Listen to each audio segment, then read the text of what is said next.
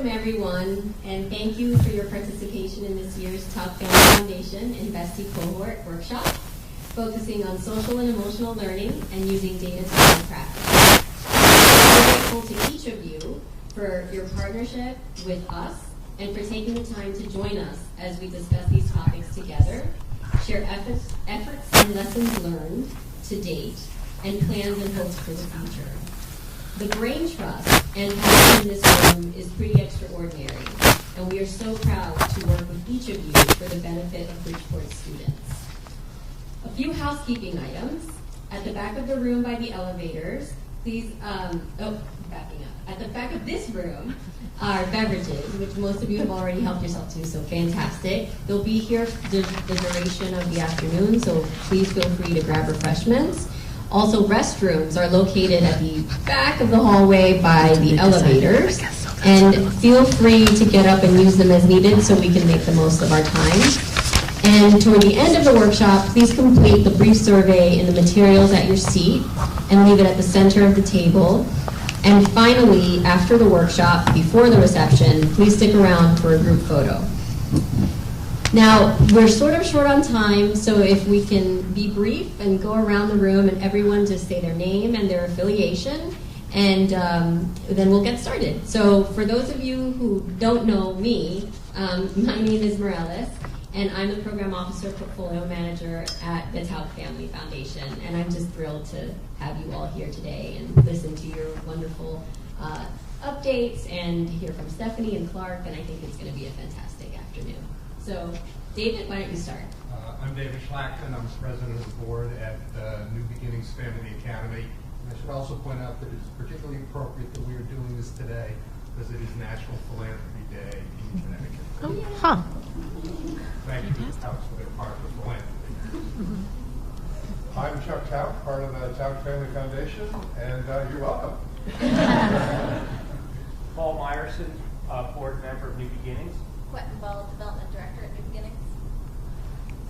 Dennis Jones, Dean of Student and Family Services at New Beginnings. Danielle Spinola, Academic Dean at New Beginnings.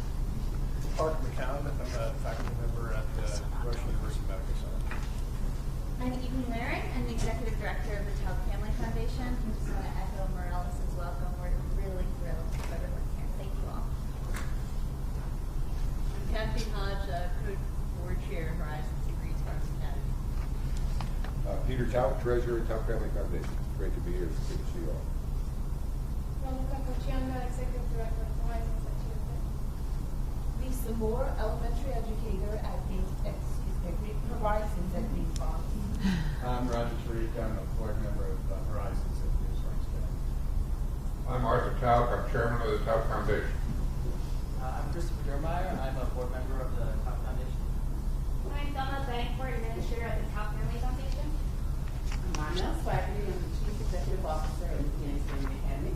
Hello. I'm Liz Walters. I'm president of the Tauck Family Foundation. I'm Christopher Hart. I'm a board member at Achievement First Bridgeport Academy. I'm Ted Eckert. I am the academic dean at Achievement First Bridgeport Academy. I'm Amy Hunt, one of the executive directors for elementary education for Bridgeport Public Schools. Joanna Meyer, Yale School of Medicine. Helen Moran with Bridgeport Public Schools and SEL co-coordinator for the program. Alana Callaghan, I'm co-facilitator of the SEL and program. I'm Bonnie Brown. I'm an implementation specialist at the Yale Center for Emotional Intelligence. I'm Susan Rivers, deputy director of the Yale Center for Emotional Intelligence. I'm Jay Hagan, Yale Center for Emotional Intelligence, director of advancement. I'm making Susan stand here because that's her company. Great. Monique, do you want to introduce yourself? Hi, I'm Monique. I never get lost. I'm program manager for Horizons GFA. Great. Thank you all. It is my pleasure now to introduce Dr. Stephanie Jones. Stephanie is the Marie and Max Cardman Associate Professor in Human Development and Urban Education at the Harvard Graduate School of Education. Her research focuses on social and emotional development from early childhood through adolescence. Much of Stephanie's recent work has focused on exploring non-cognitive factors across the developmental spectrum, with an emphasis on conducting rigorous scientific research while also creating translational and applied products for the early and middle childhood practitioner and policy communities, which is exactly why we've asked Stephanie to work with us and why she's here today. As you'll soon hear, Stephanie is working with Achievement First Bridgeport Academy to codify their teacher practices and monitor SEL skill acquisition with the same rigor as they do academic outcomes.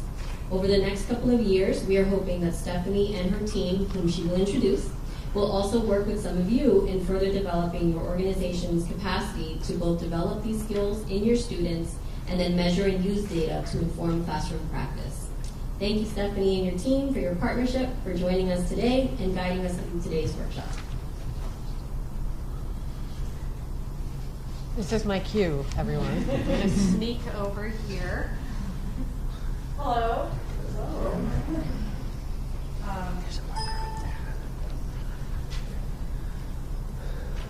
I'm super excited to be here. We have. There we go. I'm going to move this chair because it is certain that I will trip over it. And come over here. I'm super happy to be here. We've really enjoyed our work working with Achievement First. We are delighted to be here today with all of you. And oddly enough, I feel like weirdly like I'm coming home. And I'll tell you why. Two things. The first is Walter Michel. I did not know that this book would be here. When I was an undergraduate, I was a coder in his lab. And many times during that period, I would go to that lab in the middle of the night to code videotapes that I hope contributed to their work in this book. So I hope it got into the book. And it was really, actually, interestingly, the kind of the beginning of my interest, or part of me, my interest in this field. So how neat to have that there. Our group has designed a workshop for today, and it has a number of parts. And this is our agenda. We are in the welcome part. And we thought we would do this in three components. The first, we'll describe our work on SEL with Achievement First Bridgeport Academy, and then we would hear from the other TFF investees on the same topic about their work in SEL.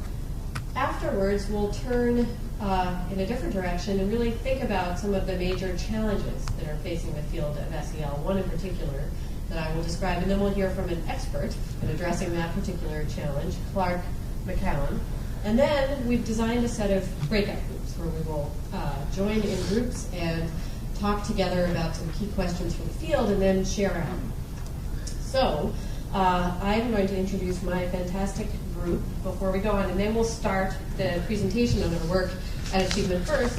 And we'll do this informally, where we will all share what we know about this work. First, Gretchen Brion-Meisels, who's a lecturer at the Harvard Graduate School of Education, a former student who was actually my student, although always I had felt that we were colleagues. And Gretchen is going to describe some of our early work in doing some observations and focus groups at Achievement First this summer. And then we have Rebecca Bailey, called Becca, who is a research manager. We've worked together for 3 or 4 years. She's full-time at the Harvard Graduate School of Education and has worked a great deal on developing and implementing and thinking about how to evaluate a curriculum that we've been working on that's focused on SEL. It's called Secure, and she would be happy to talk more about it later if you're interested. So I'm going to turn it over to you, Gretchen. I'm going to switch it to you. Is the video fed into the microphone? Do you want to see it? Yeah, it's easier for, is it, if I talk like this, can you pick me up? Okay. I'm a middle school teacher by training, so I'm very loud. So sometimes it's easier for me. So I'm just going to describe a little bit of the process that we went through with Achievement First, that we've been through so far. We are only sort of at the beginning stages of what the work that we hope to do. But we really partnered with Achievement First around trying to support their commitment to building positive relationships and character development with the young people at their school. And when we entered into this partnership, we saw it as having two discrete steps. The first step was really trying to understand what was happening at the school level and in the school community now, and then the second step was trying to figure out what are the most effective ways we can support what's happening right now as we move forward to help them develop a framework and a program of social emotional learning that they can carry out as they continue to build their school. So there are three ways that we went about the first step of trying to understand what's happening right now. We convened some focus groups at AFBA. We looked at the documents that the school has already around their framework for how they teach and learn, and also their framework for school culture, and there were a lot of documents, which is great that they had. And then we conducted some in-school observations. And we used those data points to try to figure out what is sort of the underlying logic and assumption behind how folks are thinking about social emotional learning and character development at AFBA right now. This is an example of a document that AFBA has used that continues to develop and grow over time. It's an Achievement First document, right? Yeah. That evaluates and supports teachers in thinking about their own pedagogy and classroom culture. There are many different types of documents, handbooks, literature that AFBA has around the kinds of goals that the school holds and the vision they have for social emotional learning. One is that all members of their community will speak to children in warm, caring, constructive tones. So there's ways in which they are, they've set out goals around social emotional learning. Then there are rubrics called REACH rubrics that are being used with students to help students identify how they are meeting social emotional objectives and and places where they need to grow, and also are used to communicate with parents. So those are just some examples of the kinds of data that are documents that already existed that we started by looking at. Then we did a few different types of focus groups. We did focus groups with students where we had them think about how good scholars behave. Sorry, we did the focus group with the third graders, all of the third graders, so not the younger students. And we asked them about how good scholars behave, how good friends behave, and how good citizens behave. And then we had conversations to try to understand essentially how are the students in the third grade thinking about what it means to be a successful member of this community, specifically in terms of social emotional skills, but also in terms of academic skills. We ended up also doing follow-up interviews or follow-up focus groups with a subset of students who were either considered very successful around their being sort of community members or really struggling, to try to understand those two perspectives also. We conducted focus groups with staff where we asked them a little bit about what they hoped for in terms of social emotional learning and character development, and then where we asked them a little bit about what we talk about as the pressure points of their day. So where are the moments that are feeling the most stressful in terms of social emotional learning and community building, because we were trying to understand what is their vision for what they want and what seems to be working and where are their struggles. We also talked to a parent or a couple parents, and then we conducted observations where one of our team members went into classrooms and looked at how is social emotional learning being supported at this point, where are the sort of moments when it seems to be more difficult for teachers to support social emotional learning, and what kind of structures and routines are already in place that we could build on as we think about integrating social emotional development into the academic school day. So we did all that, and then we took the data back with us, and we went through a process, which I'm not going to show you here because I don't think it's interesting enough, of coding the data and thinking about the themes that were emerging, and then thinking about how we might sort of construct, both for AFBA and for our own purposes moving forward, a list of the kinds of routines and strategies that already exist and how young people and teachers are thinking about those routines and strategies, and then a list of the places where students or faculty are calling for additional supports around social emotional learning. So I wanted to invite Ted up just to say a few words about the small amount of time that's passed since that's happened and how the faculty is starting to think about social emotional learning based on this, and then we will talk about what we continue to do in our ongoing work. Let me give you this. Oh, no, actually, you don't need it. Yeah. So I'm Ted Eckert, I'm an academic dean at Achievement First Bridgeport Elementary. And the biggest, I think, impact of the work that we've done so far is really about how we as a staff understand and approach our work with social emotional learning. You saw a couple times the acronym REACH, R-E-A-C-H, and that's broadly how we as a school and as a network can approach social emotional learning, respect, enthusiasm, achievement, citizenship, and hard work, being kind of the underpinning tenets of what we wanted to model for our students and what we wanted them to aspire to model themselves. And for us to really take a step back from that and from input from Gretchen, Steph, and Rebecca to look at these and make a distinction between which of those values are inputs and which of those are outputs. So in a sense, like, which are the values that you're able to teach and necessarily impact versus what are the result of learnings or teachings or things that have gone on in that way. And even that step is a tremendous difference for us to think that, like, for instance, achievement is something that you demonstrate. It's not inherently something that you teach. I'm not teaching you the skill of achievement. You can model or accomplish achievement through X, Y, and Z thing. And that's been transformative because I think for us, in the past, when we look at our own history with social emotional learning, we've had kind of inconsistent and spotty impact with it. It's not an area that we feel really strong about. And I think, like, this mental framing is a really positive step forward as we look into the sort of like winter and spring to be able to actually put some of these practices in action at school and get some traction with it. So, Thanks, Sam. Thank you. So I just wanted to say a little bit about how we got to this point of alignment, to the point where, just as Ted said, where we had a distinction between key inputs and outputs. And I'm going to illustrate this by going back to a little bit of the kind of the fundamental work and organization of SEL as a field. And so I thought I would show a couple of slides about that. One of these, I think, is in one of the papers that you got. So, can I interrupt one second? Yeah. Can everybody hear Stephanie in the back, or you just is everyone good? okay, and I can speak up. I can use my yelly voice. You have to do that.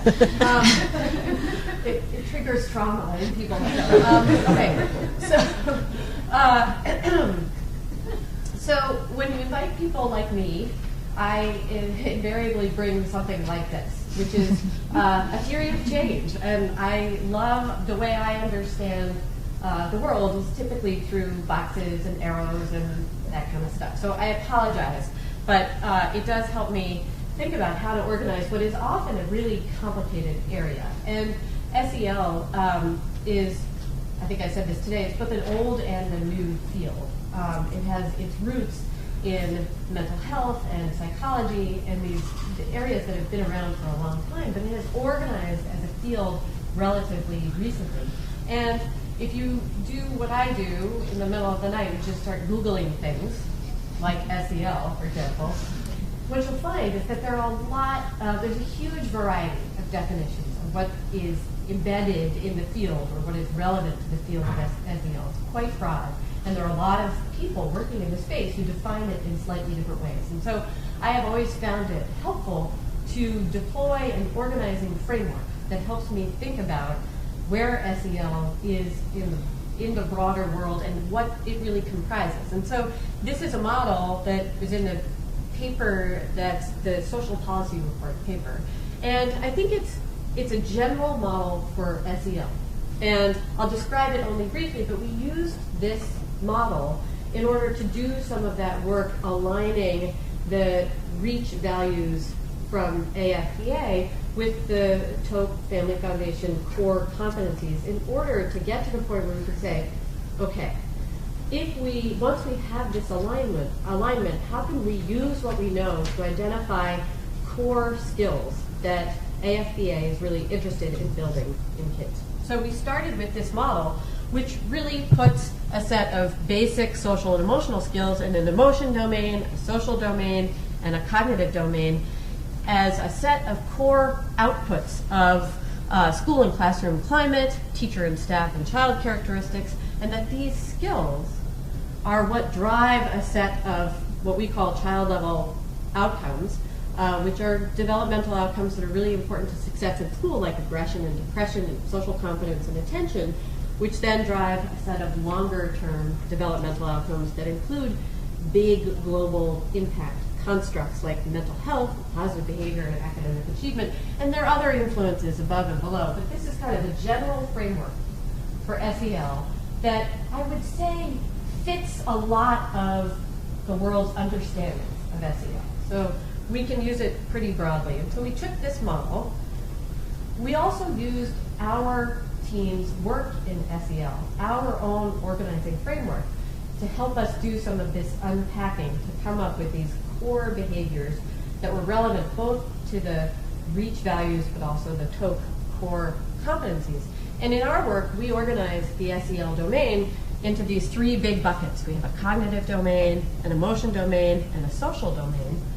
And what's common across those areas is a core developmental regulatory concept.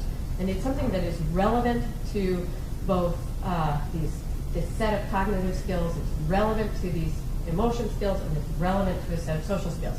So in the cognitive domain, we put skills like planning and organizing, setting goals, transitioning from one task to another, one thought to another, using your attention and your memory in the service of any particular goal. In the emotion domain, we put things like identifying and expressing emotions, managing emotions and behavior, having empathy for others, and perspective taking. And then in the social domain, we have understanding social cues, resolving conflicts effectively, and engaging in pro-social and cooperative behavior. So we use this framework to begin to unpack the REACH values and these Tauck core competencies. We also think developmentally. So I'm a developmental psychologist by training. And so I know, based on my experience, that not all of these skills are relevant at all age periods. So there are some that are really important to build at certain times, and they serve as the foundation for another set. So we've come up with a kind of developmental framework for SEL that organizes the cognitive, emotion, and social skills developmentally. And this is a very rough framework, but essentially it says that based on what we know from research, that between the ages of 3 and 6, there are a core set of executive functions and self-regulation skills that are coming online and being fostered. So they're being built at that moment, and that those set the stage for a more complex set that are things like planning and organizing and setting goals. So it's very hard to plan and organize and set goals if you can't focus your attention, or if you don't have a sufficient working memory to have a plan. By the same token, it's very hard to take another's perspective if you don't have a solid emotional repertoire. It's very hard to have empathy for another if you really don't have an understanding of the emotions another could be feeling. And so on. So we come up with this developmental framework that allows us to think, okay, at AFBA, what's really important to work on in first grade? And what's really important to work on in third grade? So we go back to our big framework, and using this information, we basically aligned the REACH values and the Tauck core competencies, and we put them into this model. And this is, I think, the ha-ha moment where Ted said, inputs and outputs. Some of these things are inputs and some of them are outputs. And so if we really want to get to achievement and citizenship, we have to work in these areas: hard work, respect, and enthusiasm, which are represented by skills in the emotion domain, for respect, skills in the social domain, and for hard work, skills in the cognitive domain. So, I know there's a lot of information, so when you are up in the middle of the night, you can take this out and study it. It'll help you go back to sleep. No, but this is a lot of information in a short period of time, so please feel free to look deeply at these at another point. So, we used this framework to then, coupled with the information we gathered over the course of the summer, to begin to think about opportunities at AFBA to do work. So we described a set of, this is a snapshot of a much larger document. We described the core features of the framework, a set of related pressure points, and then a set of related levers, what we describe as levers for change. So this is a way for us to have something, a framework where we can sit with our partners at AFBA and say, this is what we learned, this is how it's organized in terms of what we know about SEL, where are we going to do our work together? And I'll let Becca tell you about the last 2 slides. Sure. Yeah. Which take this and make it even more complicated. So we really wanted to create a tool that could be shared with everyone in the AFBA community to really capture the thinking that we were doing around aligning the different skills and competencies that were discussed at AFBA and that are targeted through the TFF skills and outcomes. So we created a series of alignment charts. We created one chart for each of the REACH values. So again, the REACH values are the 5 values at AFBA: respect, enthusiasm, achievement, citizenship, and hard work. And for each one, we created a chart that has this information for it. So we included brief descriptors that Achievement First had for each value, and then our own kind of narrative of how we understood that as a skill, and what skills comprise a concept like respect. And then we aligned each of the REACH values with a set of key social emotional skills that come out of the research and other practice. So the skills that were in the model that Stephanie showed earlier. So skills like empathy and perspective taking, managing emotions and behavior, emotion knowledge and expression for social skills. And what we did is we lined them up and then started basically giving example behaviors for each, and then a set of grade-specific benchmarks and supportive practices. So for each value, we now have a set of specific behaviors that are associated with that value, some grade-specific benchmarks. So for a kindergarten, how might you expect a kindergarten to demonstrate pro-social behavior in a way that's related to AFBA's concept of respect?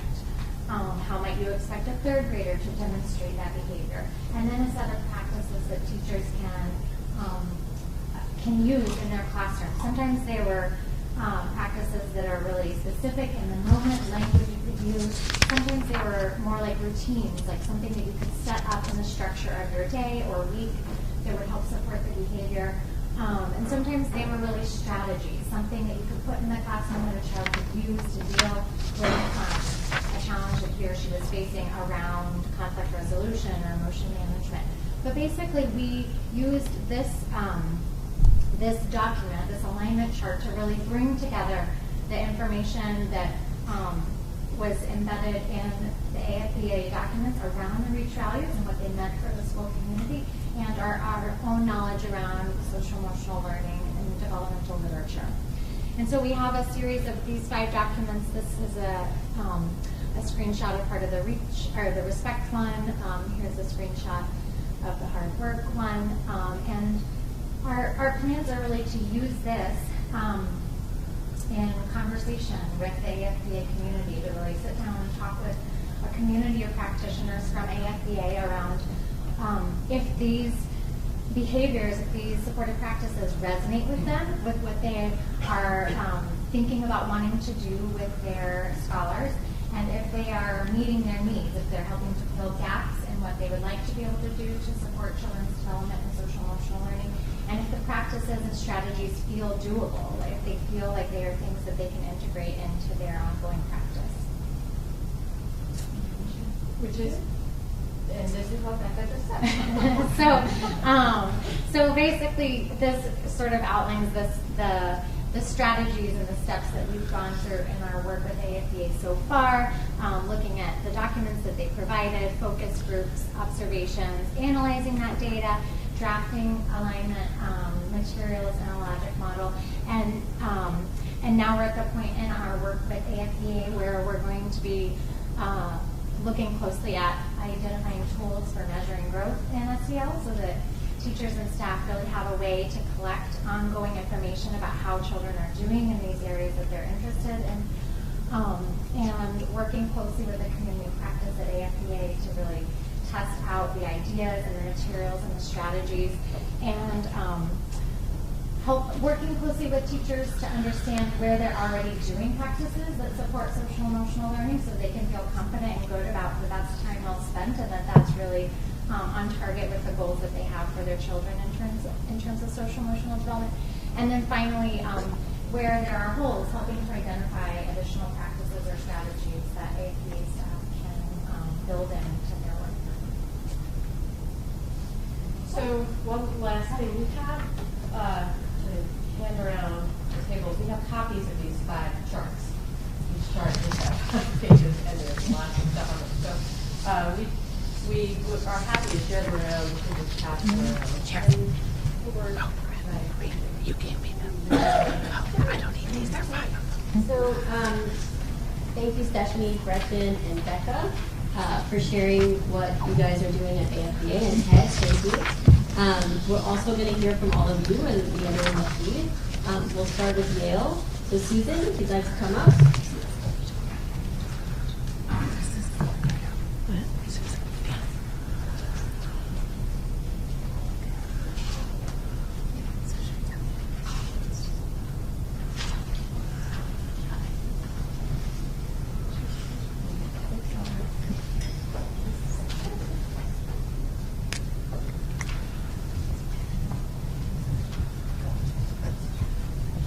Good afternoon, everyone. So happy to be here.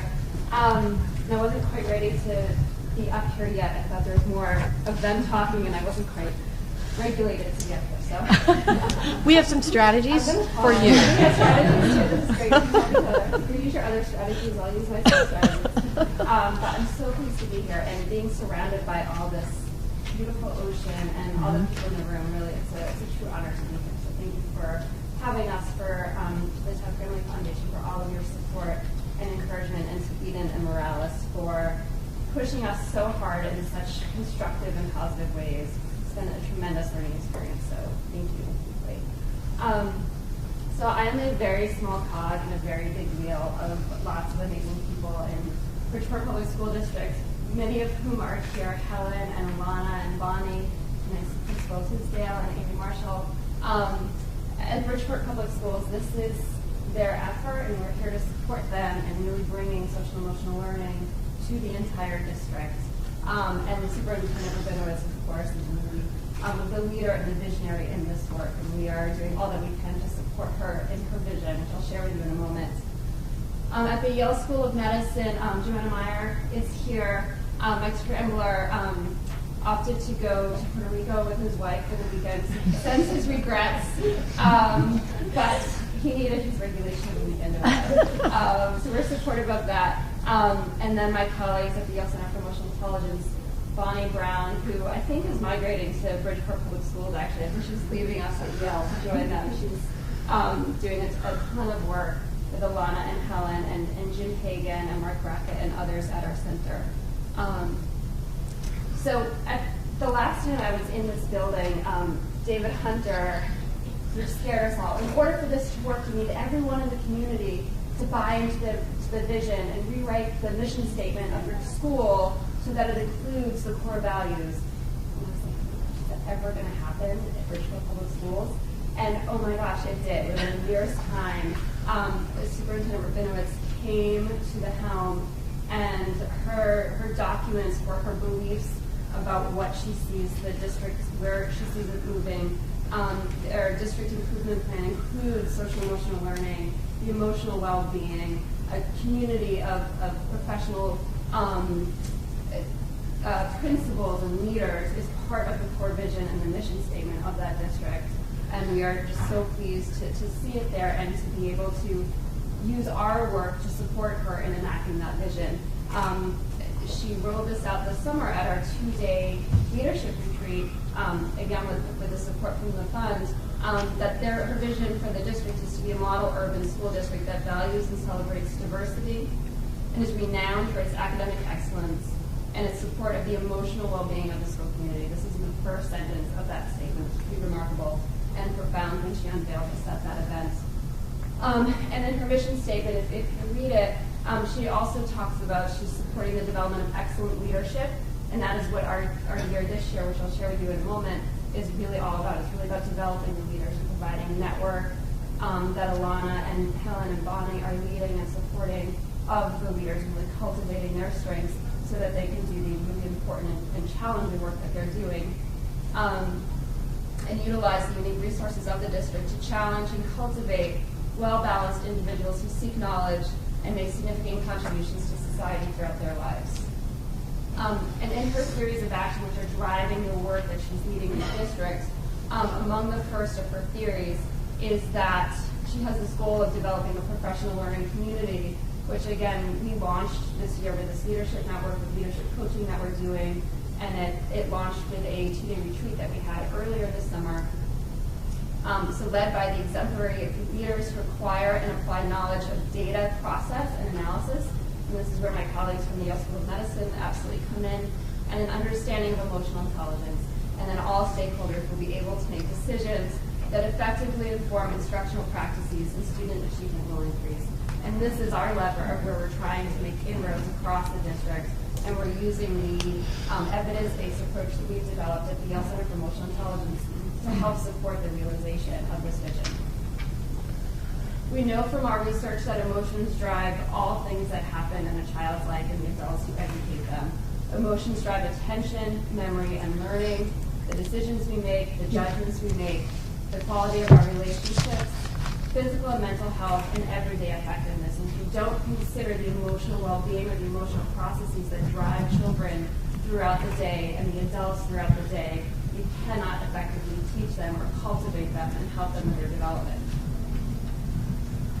Emotional intelligence matters, so just having emotions and not knowing how to use them effectively leads to moments where emotions impede functioning. We really want to create a space where emotions help to improve functioning. And we do this by teaching 5 key skills: recognizing emotions in the self and in others, understanding the causes and consequences of emotions, labeling emotions using a sophisticated and accurate vocabulary, expressing emotions using socially appropriate expressions at the right time, at the right place, for the right people, and then regulating emotions using strategies. Our data that we've collected and that we've seen in the field show that these skills matter for kids. Children who have more emotional intelligence skills have less anxiety, have less depression, are less likely to take risks and engage in risky behaviors like smoking, using drugs or alcohol, and are less aggressive and less likely to bully. Students with these skills also have greater leadership skills. They're more attentive and less hyperactive in school, and they perform better academically. So we know that these skills matter. We've seen it in the literature. We've seen it in the science that we've done. We've created a program that will help develop those skills in teachers and in kids, because we know that it matters in adults as well. Teachers with more EI skills are more positive about teaching. They receive more support from principals, and they're more effective in the classroom. They have greater job satisfaction and less stress and burnout. In classrooms that demonstrate these skills and how teachers are interacting with kids, have kids who are more engaged in learning. Kids have better relationships with their teachers when they're emotionally supported. We see demonstrated increase in pro-social behavior when these skills are infused into instruction, and kids perform better academically in these settings. The approach that we're using in Bridgeport Public Schools is called Ruler, and that represents the 5 skills that we teach. It's an evidence-based approach for integrating SEL into academic instruction with consistency, sustainability, and innovation. We also have a theory of change, not as many squares and boxes as you have, but that by infusing Ruler into a district, into the classrooms, into the school, we intend to see, and we have seen it in our studies to date, improve and improved outcomes for schools. When we're looking at this, we can't do anything we're doing well without data to demonstrate that we're doing what we intended to do, but also to inform progress in meeting those goals. Underlying all the work we're doing in the district are really comprehensive evaluation plan that Joanna and Mike are leading with us for assessing assessing the effectiveness of Ruler. We're using data to inform instruction, so planning to give data back to teachers so that teachers inform their instruction. Looking for ways to limit the burden of data collection because we know that there's already way too few hours in the day to just do teaching or even just have kids in classrooms, and to increase sustainability. We're building capacity within the district so that over time they won't need us to come in as much anymore, but we'll build the sustainability of capacity there. This is just a snapshot of our 5-year plan in working with Bridgeport Public Schools. In your handouts, I'm not going to go through it because I think my time is probably almost up, is we have milestones that we intend to achieve each year. But at a very high level, the first year of our work, we were doing a lot of strategic planning and capacity building with key folks in the district, in the superintendent's office, as well as in some schools in the district, around data, around the rollout plans for social emotional learning using Ruler, and around what are the needs of the district and how can we embed into the work we're doing opportunities to meet those needs. This year we are launching social emotional learning district-wide using Ruler with a focus on leadership. And so we launched this year with a 2-day retreat where we invited and everyone attended, all of the leaders of the schools across the district, in a 2-day intensive workshop that was really focused on being a leader in the district and really about creating this community of professionals as well as providing resources to help them really hone their leadership skills. And that's continuing over the course of this year with our coaches who are working individually with every single principal as well as with their school improvement teams to not only embed emotional intelligence into how they lead, but in their plans for school improvement that align with the district improvement plan. In the next academic year, we will integrate social emotional learning at the school level. So now that the leaders will have done it for a year, we'll begin training the teachers so that they can not only hone their own skills in emotional intelligence, but also begin to model those skills and use them in the classroom and use it in their instruction. And then the last 2 years of our plan is to continue the implementation and the evaluation and also to be able to sustain implementation after our plan for 5 years. So these milestones are what you see in your handout. I'm not going to touch on them now. But that's it. Thank you. Susan and Bonnie and Alana and Helen and Joanna and Principal Tisdale and and Amy and the entire partnership. This has been quite an endeavor, and it is definitely, as Susan said, what a difference a year makes. So this is fantastic. So thank you. So Ronell, New Beginnings Family Academy.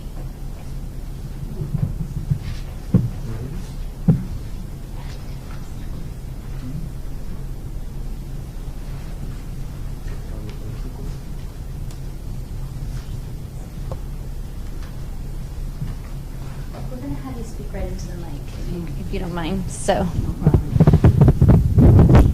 just so everyone can hear and the video can hear. Hello, how are you? Would you like the clicker or would you like the No, I hate clickers.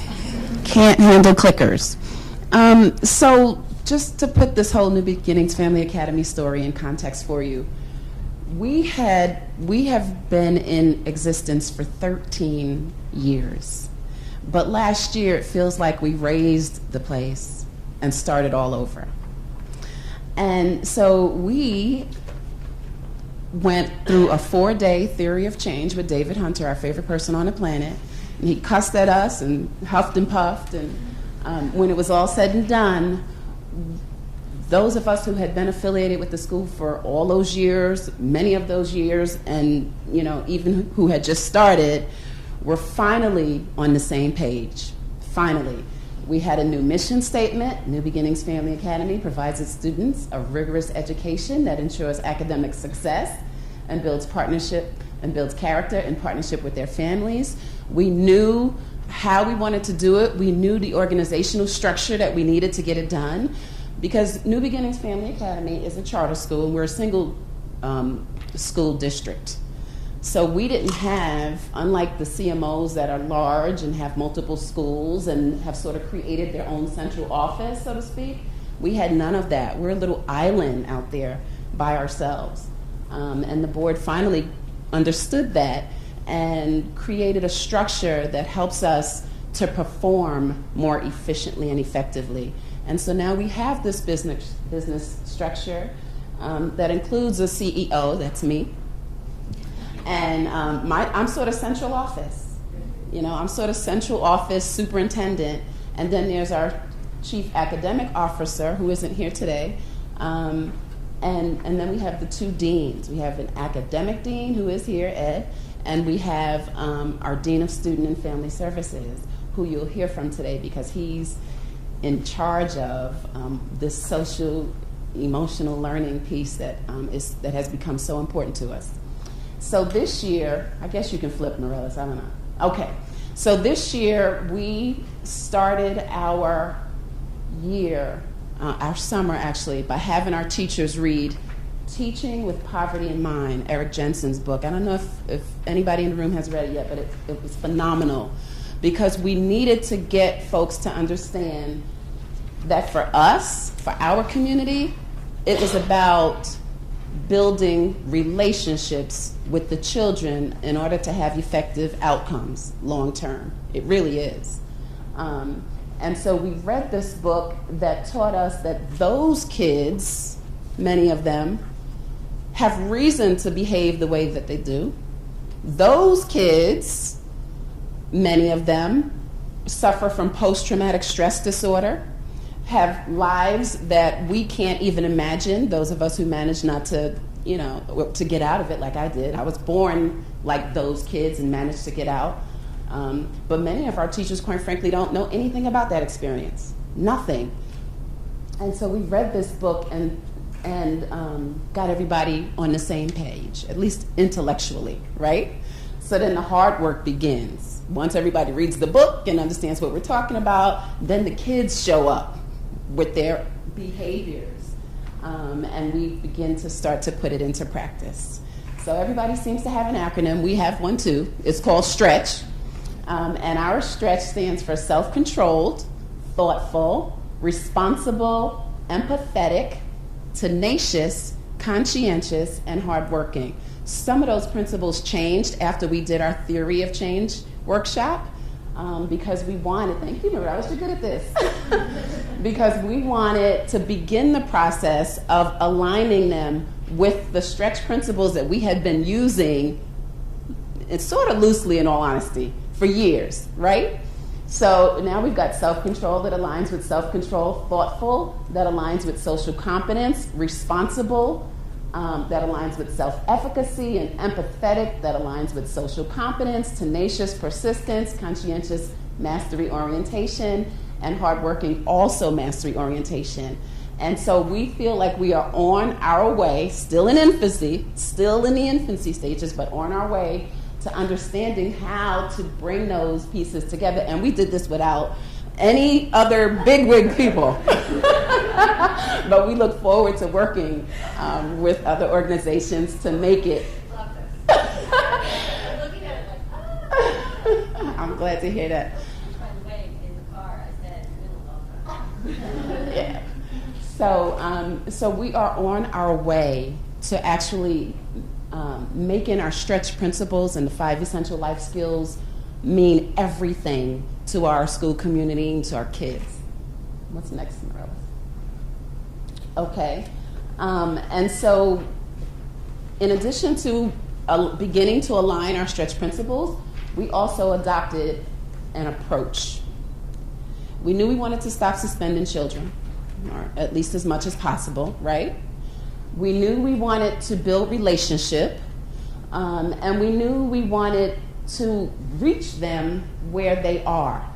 And so we adopted responsive classroom and restorative practices. And so I'm going to let Jones come up and talk about most of this, but in a nutshell, what happens is the teachers in the classroom are using buzzwords and phrases and strategies that they learned this summer during responsive classroom training to be more sensitive to our kids, right? Everything is not a fire. Everything they do is not done to disrespect you. Most of the time, you don't even have anything to do with it. You know, most of the time, they are not even reacting to you. You just happen to be right there, right? And so we want we have our teachers beginning to think like this.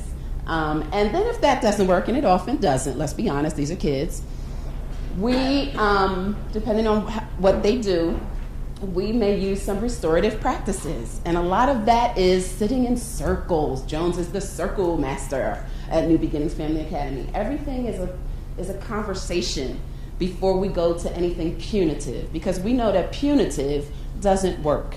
Punitive just sends the kids further away from us, and that's not what we want if we've decided that we're going to put them through our school, through high school, and then through college, right? You want to come up, Jones? You ready? Okay. All right. Good evening, everybody. Thank you very much.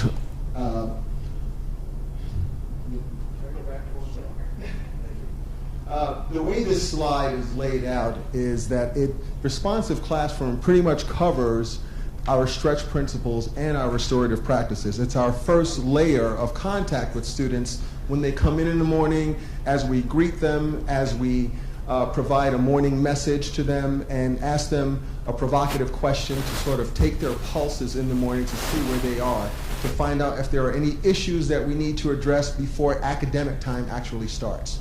So responsive classroom pretty much is the foundation.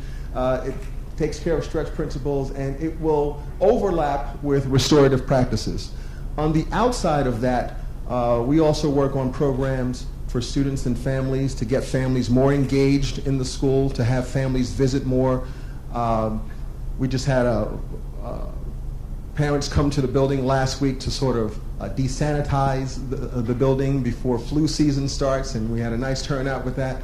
And in addition to that, we do have some actionable offenses, things that happen with kids in school that we just can't ignore, that we have to take action on, but we've even changed the way that we do that this year as well. As I said, that responsive classroom has the motivational morning message. Every class from pre-K all the way up to 8 has a responsive classroom morning meeting. We actually, the deans and I, walk around and we make sure that these things are happening. Promote interactive learning structures, let the kids know what's going to be happening that day, what's on tap for that week. There's a lot of positive teacher talk going on. And in the midst of getting things done with kids, whether it be through a morning meeting or with academics, we have these energizers, because teachers love to have kids sit and be attentive, but we know that even with us adults, we can only sit for so long. So we may break out after an hour and a half, and throw in an energizer where kids can stand up and move around and exercise and stretch, and it's all related to the lesson at hand. And it takes about 15 minutes or so, and then we get right back to work. One of the things that also comes through responsive classroom is academic choice, otherwise known as differentiated instruction. So if we have a kid that needs something that's more focused on the way that they learn, that child's work may be in this end of the room versus other children elsewhere. Restorative practices is a training I went through over the summer at the International Institute of Restorative Practices in Pennsylvania.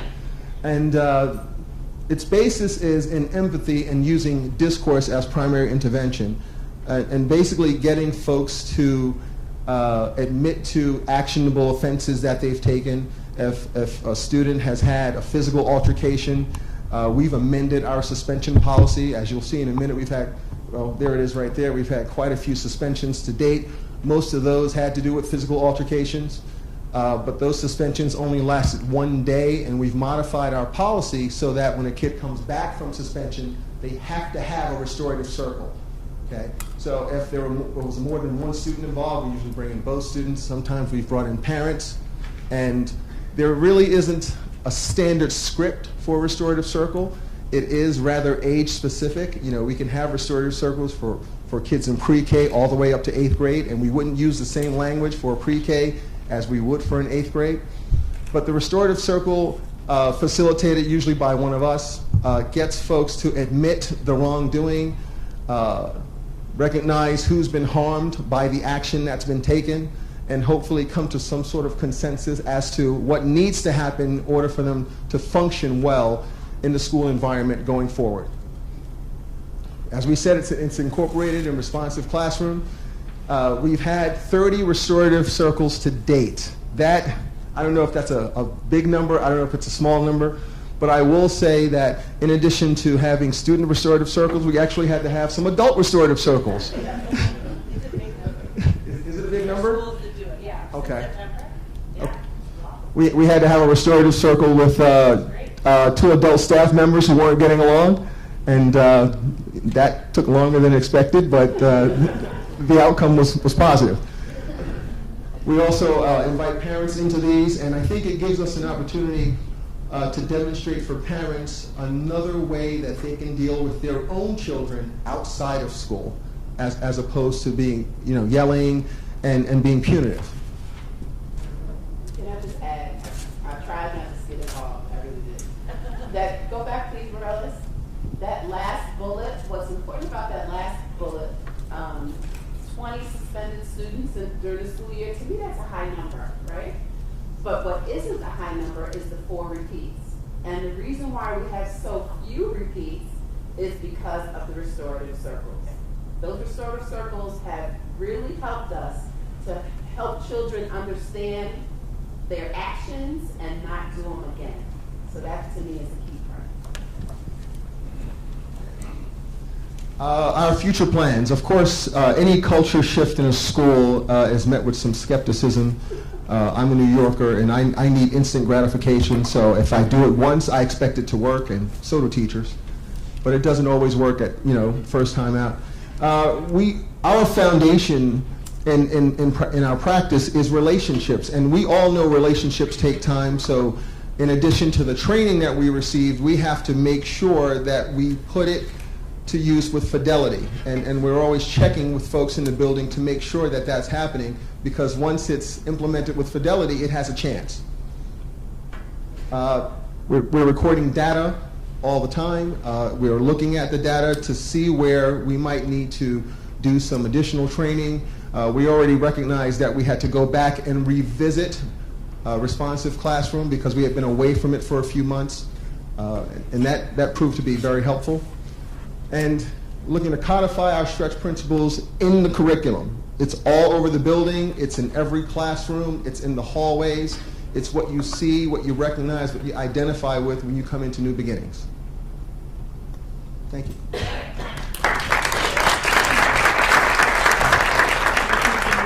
And the board for endeavoring with David Hunter and for taking the leap and seeing so much wonderful progress. Raluca?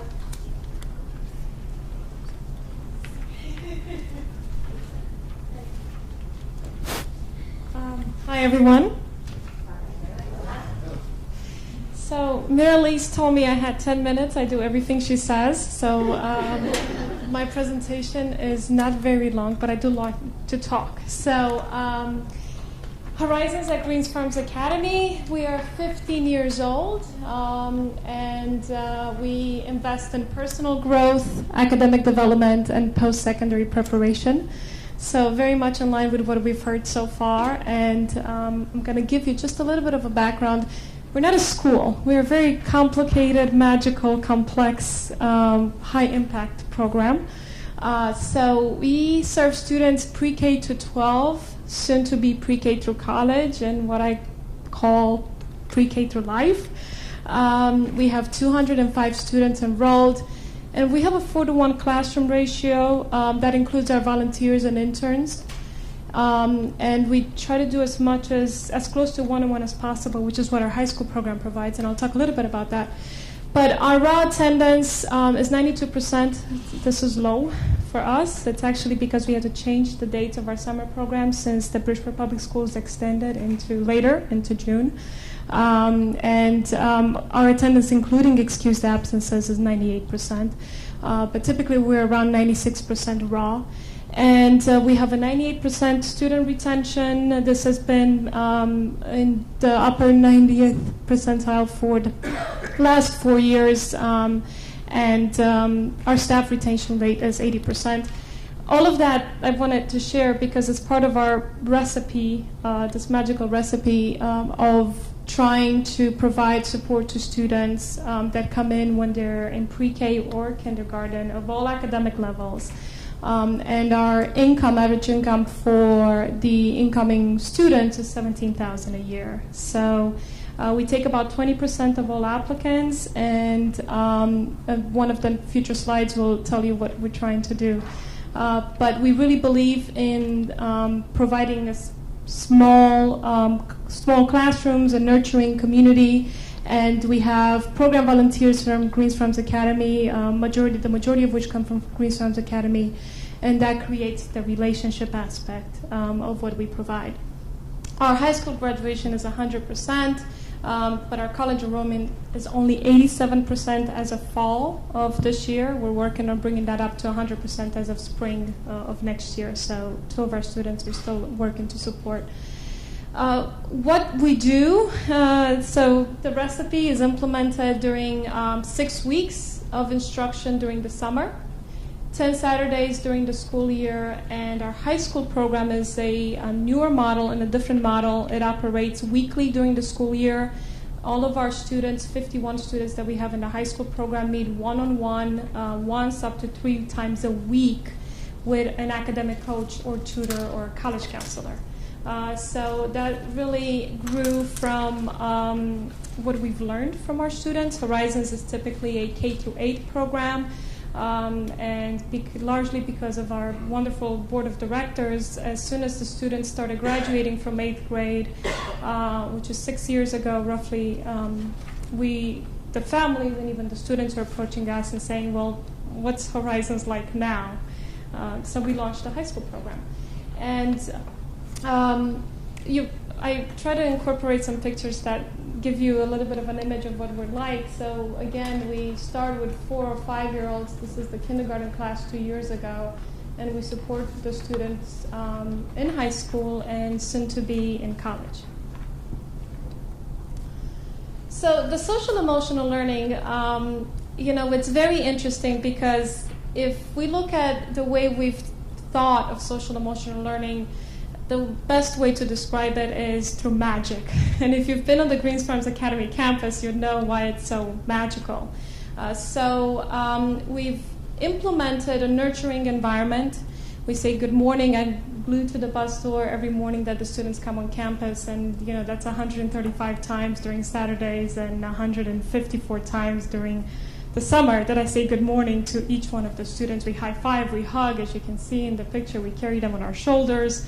We're not a school, so we can be very, very nurturing. And then we've also incorporated some research-based practices that were either brought forward by the teachers, or we learned from other Horizons programs and even some other schools. What does it take to be nurturing or to empower students to feel emotionally ready to learn?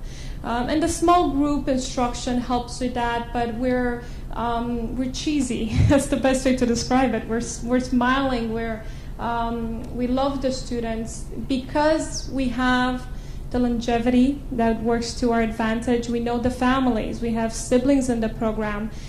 We know what's happening at home.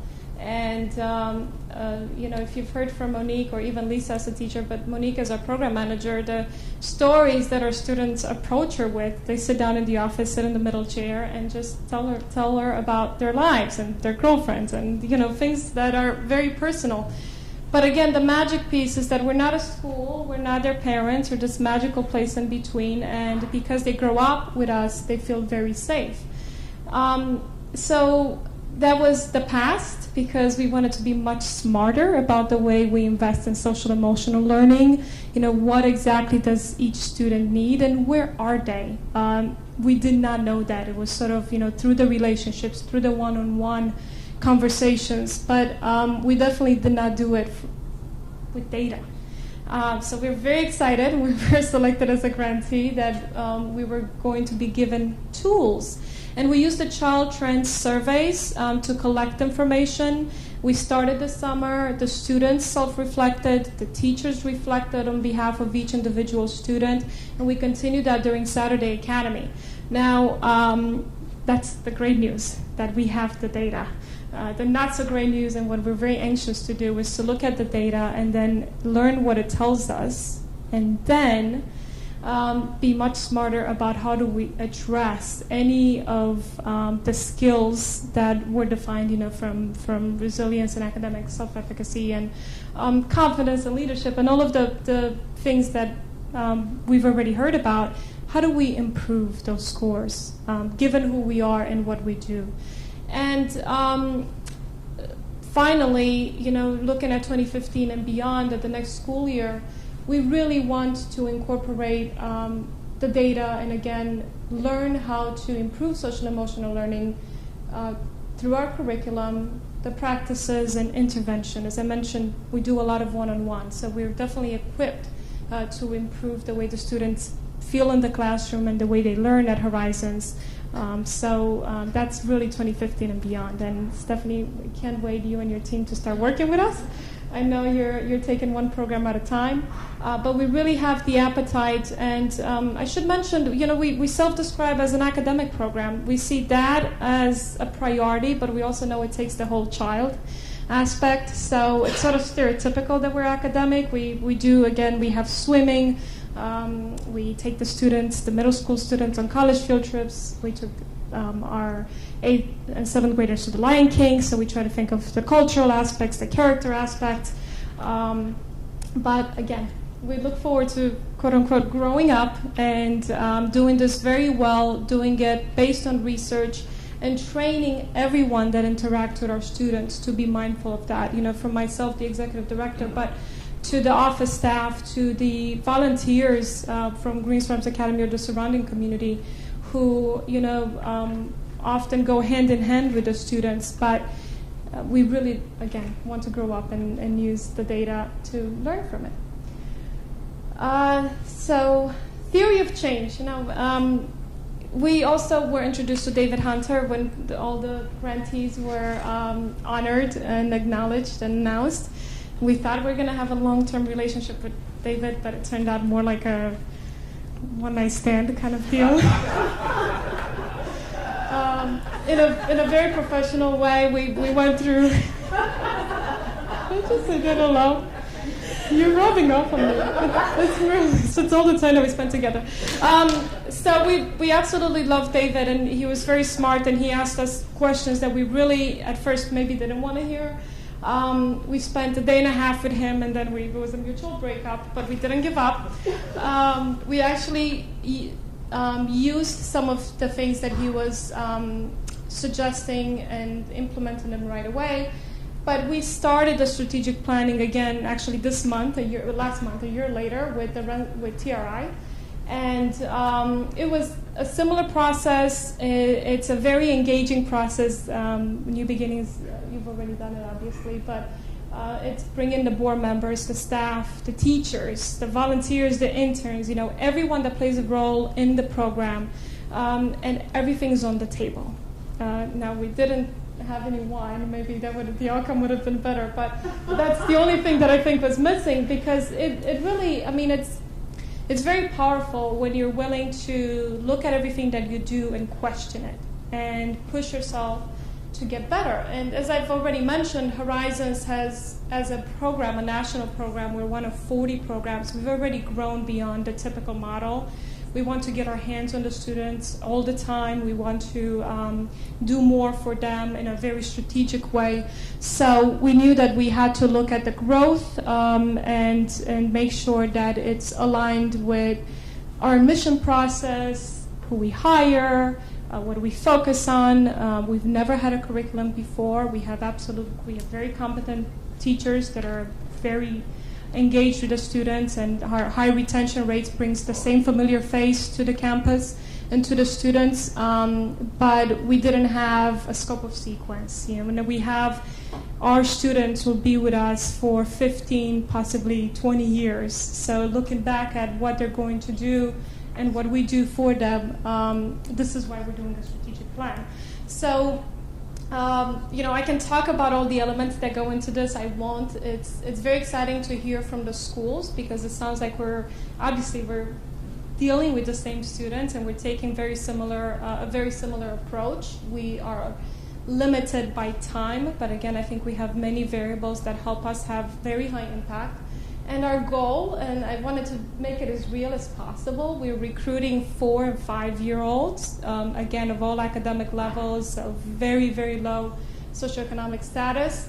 And our goal is for them to graduate from college, post-secondary program, 2-year college, 4-year college. So we're challenging ourselves to look backwards and say, what does it take? Knowing the limitations, knowing the program model, what can we do with families, what can we do with the students, and again, making sure that it's done in a very strategic way. Any questions so far? Great, that's my presentation.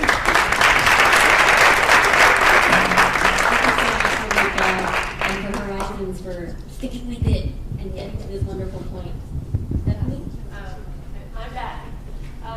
So I have not seen these presentations before, and I've been learning about these programs over time, and I have to say, this work is super, super exciting. I have worked in SEL for 20 years, for a long time, and what I just heard represented, I would say, sort of the leading edge of work in SEL, the most innovative stuff.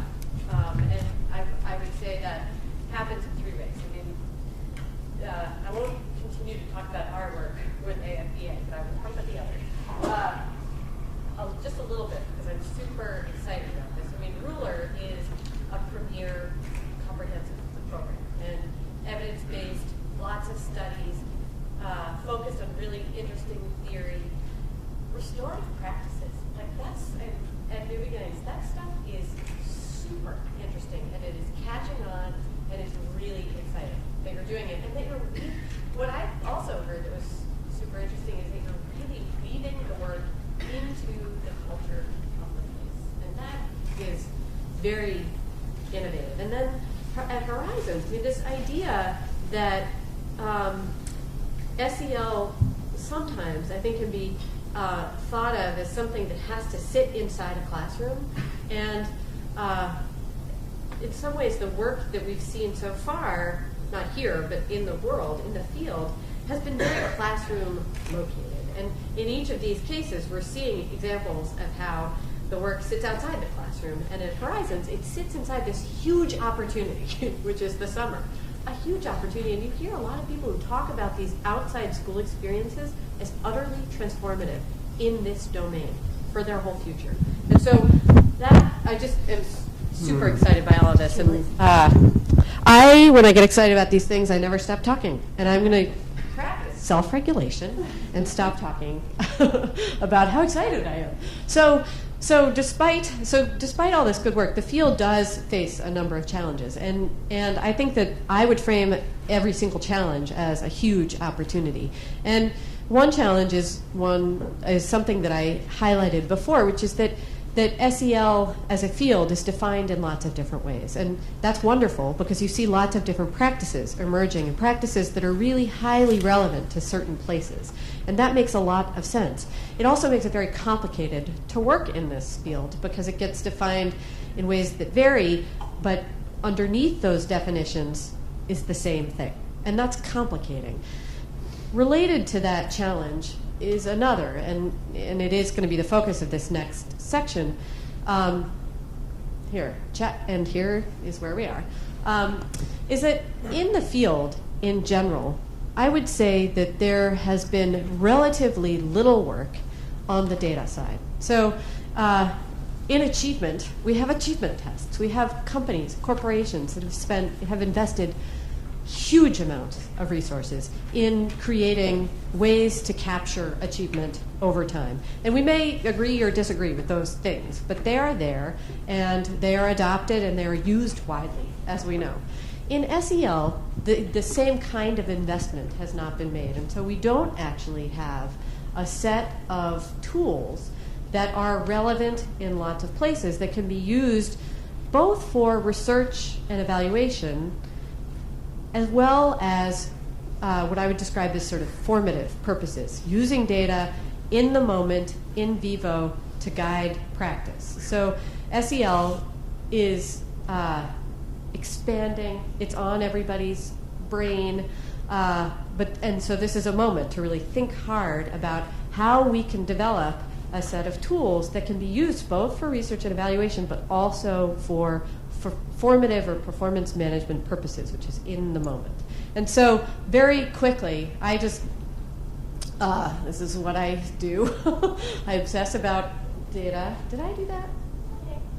And I thought I would just provide a very short overview of these two different types of data. And we're done. Because if you don't have PowerPoint, you can't actually talk about anything. I am a bit of a PowerPoint addict, so I literally am going to shut down right now. No, I'm just kidding. We don't even need it because we're over time, so I can just talk quickly about these two types of data. And the field of SEL has moved forward to a greater degree for one type of data than for the other. The two types are formative and summative.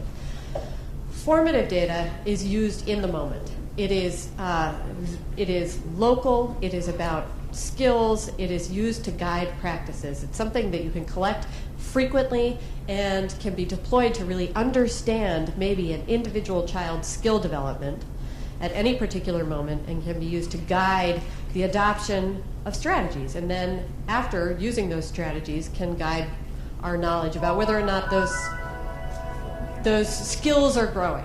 So that's formative data. Summative data is the kind that I think we're more familiar with. It's the kind of stuff that you see in research papers. It is data collected less frequently and used to guide our knowledge of whether or not something is working on average. So it's information that it's less easily applied to individuals. It's used to describe how something is happening on average over larger periods of time. And in SEL, we really lack the formative stuff. I think we have made huge progress, and we have the expert in the country, perhaps the world, in that domain. I think we've made more progress on the summative side. And we're going to hear now from, if you can you work without PowerPoint? Oh, here, and it's coming. Just in time for Clark. So we have Clark McCown, who is truly innovative in this area and is going to describe his work on SEL Web. And I don't know, do you call it Cell Web or is it SEL? We'll hear you. I get to choose? I'm going to hand the microphone over to you. Thanks a lot. Thank you, Stephanie. And thank you so much for having me. It really is a thrill to be here, to see old friends, to meet new friends from Bridgeport who I haven't actually met in person. I'm looking forward to actually speaking with you during the schmoozing part of the event and to hear about these wonderful programs of the investees. I'm here to talk with you about measurement of SEL, and because that's what I do. I'm kind of like, I don't really believe in reincarnation, but if I did, I probably would have been a tailor in a past life, because I just like to measure stuff. It just is really a thrill to me. And I think it's good that there are people like me in the world, because it's important to measure stuff well. And it was really kind of cool to hear about the measurement efforts that the investees are doing and the effect of good measurement on programming. Because when you measure something really well, it focuses attention on the thing you're measuring, and you tend to manage towards the outcomes that are being measured. It's the positive way of saying teaching toward the test.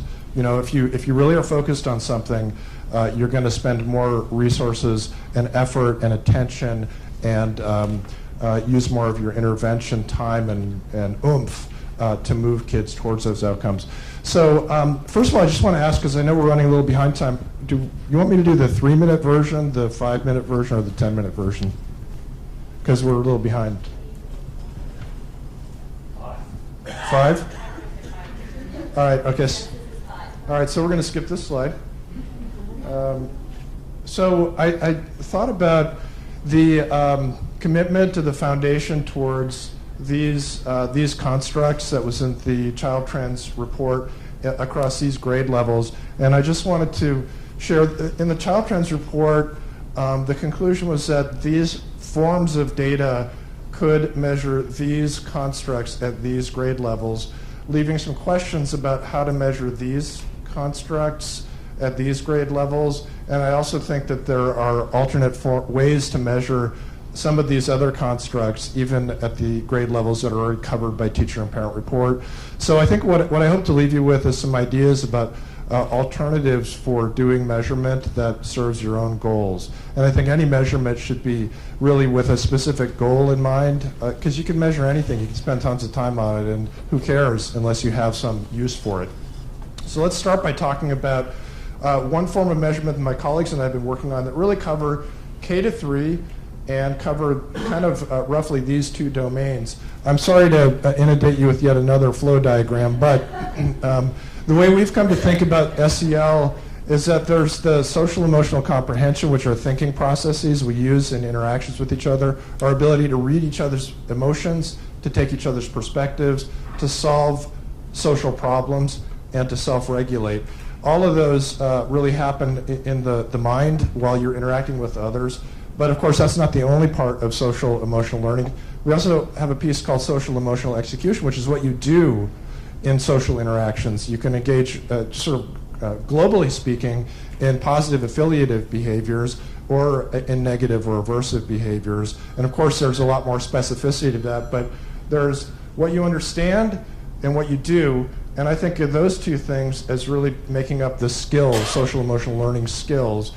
And those things in turn, being endowed with these skills is related to functional outcomes, like how well accepted you are by your peers, how well you do academically, and you could list many other functional outcomes, mental health outcomes, things like that. Now, that's kind of like in the social competence part of the Foundation's commitment to those 5 constructs. I think that there's also I think about there being a belief ecology within which these competencies sit, and that has to do with things like mastery, orientation, growth mindset, self-efficacy. So these things I don't think of as really skills. They're beliefs we have about ourselves that influence our ability to use these skills to achieve certain goals. All right, so that's kind of the framework. It's related to all the other frameworks, but the reason I'm sharing it with you is it's guided our assessment efforts in really important ways. And so let's talk a little bit about how we've come to assess these things, social emotional comprehension and social acceptance.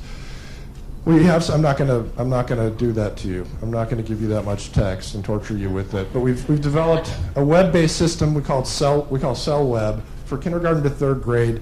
It's performance assessment based, and it measures children's ability to read facial expressions, to take others' perspectives, to solve social problems, and to self-regulate. It also has a module that gets at how well accepted children are by their peers, and you can use that same module to characterize the classroom social network. You'll see what I mean in a few minutes. I'm just going to show you what it looks like because I'm on the 5-minute model. So this is the emotion recognition task. Kids see digitized photographs of other children's faces, and they indicate whether the person's happy, sad, angry, scared, or just okay. The faces have been digitized so that we could manipulate how intense the facial expression is, because it's important to be able to read subtle facial expressions as well as obvious ones. We have another module. This is all illustrated and narrated and automated. So kids, you just log kids in, put them on headphones, and they can do this on their own. Kindergartners do it just as well as 1st, 2nd, and 3rd graders. So we have illustrated and narrated modules that get a perspective taking, and kids have multiple choice 4 panels, and they have to select answers about the story. And to get the right answer, you really have to be able to infer another person's beliefs, intentions, or perspective. So that's how we get at perspective taking. Again, you see, this is not self-report. Kids you're not saying, how well do you take another person's perspective? You're not asking a teacher to say, how well does this child take another perspective? You're asking kids to show you how well they take perspectives. We also have a social problem-solving module where we have vignettes about hypothetical social challenges, like joining a group. This girl wants to play with these kids, and she says, hey, I want to play, and they don't say anything back. So we ask a series of questions to get at how kids think about these problems. What do they think the problem is? Do they think that these kids are not saying anything because they're being mean? So kind of a hostile attribution question. What is her goal? Does she want to play? Does she want to get back at them or get them in trouble? Or does she want, so we want to get at how they think about these problems. And what will she, most importantly, what will she do? Is she going to speak up and try again? Is she going to yell at them? Is she going to walk away? Is she going to go and tell a teacher? And so we tell kids multiple vignettes, and they answer these same questions. It gives us a sense of their social problem-solving kinds of tendencies. And then we have a couple of tasks that get at self-regulation. It's really interesting we have the marshmallow book, because this is kind of our attempt to stuff marshmallows into a computer.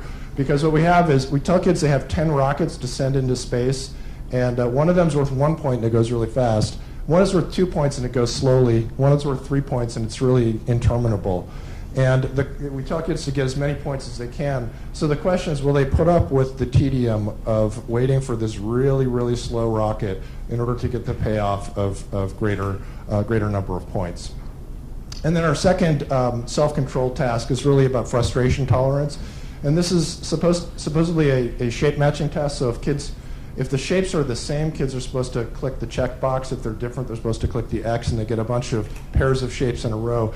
And we've programmed it so that the computer, it's as if the computer got jammed or stuck on a few items, so they click the button and nothing happens.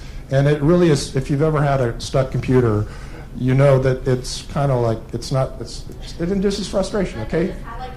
Yeah. I think I was feeling more panic than frustration, but and Stephanie, you handled that very well, by the way. So, and then we want to see how many items kids can get through, even though they're having this frustrating experience. And turns out, I thought this was going to be a throwaway when we first did a field trial, but it's pretty well correlated with other measures of self-regulation too. So again, these are all performance assessments. They're very quick. It takes about 40 minutes for kids to take it. You can do it in groups. And then we have a peer nomination module where kids see one after the other, these little buttons come up with the names of their classmates on them. Their names are read by a text-to-voice synthesizer. Otherwise, we'd have to go into the audio booth and record every single possible name, and that's just not feasible. You can also have photographs of the children uploaded to the buttons. And then kids are asked questions like, they're said, we'd like to find out how you feel about your classmates. Please click on the names of all the kids you like to spend time with. Okay? So they click on those names, and then they move on. We have other question options too. We can have it programmed so that kids are asked who they like the most, who they like the least, who they like to play with. It just depends on the preferences of the program and the school. And there are pros and cons to each of those question options. So the other piece I just wanted to point out is that I think that social competence in these younger grades, they're really wonderful behavior rating scales that were developed for teachers, like the social skills intervention system rating scales. It's a great system. It works super well to get at the social behavior part of kids' social competence in really kindergarten all the way through high school. So I actually think this cell is not empty on the behavior front either. All right. So, and my wish list for Christmas this year is that I get funding to develop a 4th through 6th grade version of Cell Web, because it doesn't work for older kids. It's developmentally appropriate for that K-3 range, but really it's not appropriate for the older kids. But the skills don't become less important. They just change form, and you need to assess them in a different way. So we want our data collection to be useful to all of our partners, so we've developed a way to share back the data with school districts that partner with us that we hope is useful. The peer nomination data can be used to develop social network maps, and in these maps, the dots are kids. The lines between the dots are reciprocated nominations, so these kids were asked, who do you like to spend time with? And this child said, I like to spend time with this child, and this child said, I like to spend time with this child. Okay, these are two-way nominations, because that, we think, is the best approximation of an actual friendship. Purple dots are boys, the orange dots are girls.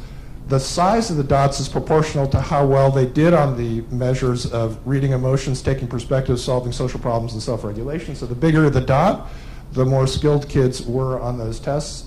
And then in this school district, the district asked 2 peer nomination questions. Who do you like the most? And who do you not like as much? Who do you like the least? And so we could identify kids who got a lot of least-liked nominations and very few most-liked nominations.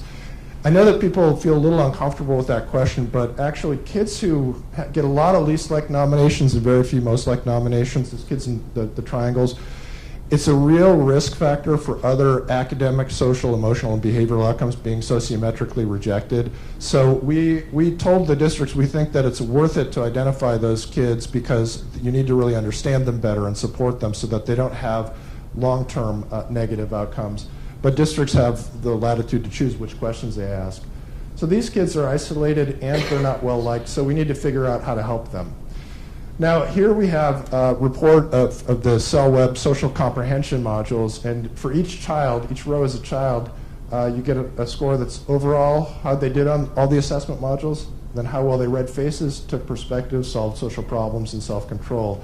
And I think that the districts that we've worked with have gotten a lot of great and useful information out of this, because you can see both the kids who you want to help because they have some skill deficits that may need some remediation.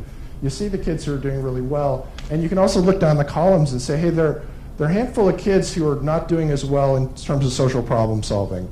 What might we do in class for a tier 2 kind of intervention to help support their social problem solving skills, which may lead to other benefits in terms of academic, social, and emotional outcomes. So we think that there are benefits in terms of identification of kids who struggle. You can use the social network map to think about how might we want to make the whole social network and the whole community of the classroom healthier by changing seating arrangements, for example, to make the social network denser and healthier. And then how might we support kids who have social emotional challenges so that there are many more green dots on this chart in the end. Okay? So, we're giving this assessment away. We're delighted to be partnering with Bridgeport and with the Yale Center on Emotional Intelligence and doing some of this work. And we're really looking forward to finding ways to make this as beneficial to kids and teachers as possible. So in terms of, just really quickly, I think I'm over my 5 minutes, but I just want to talk about the belief ecology for a second, what I call the belief ecology, because these things, mastery, orientation, and self-efficacy in these younger grades, these are empty cells, because it's really hard to give kids questionnaires. But there's a way to do it that actually works that I want to just share with you.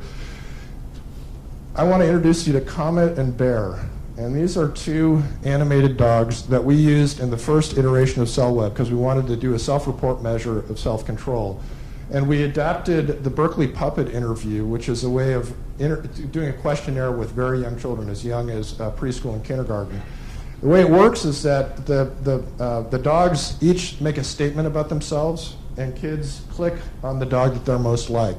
So with the self-control questionnaire, we'd say stuff like, Comet might say, I don't mind waiting in line. And Bear would say, I don't like waiting in line. And then kids would click on the dog that they're most like.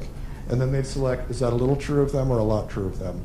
The thing about self-regulation, it's really, self-report's a terrible way to get self-regulation. We found this is a wonderfully reliable measure. Kids responded totally consistently across 12 items, but it was completely not valid. It wasn't correlated to any other indication of self-regulation.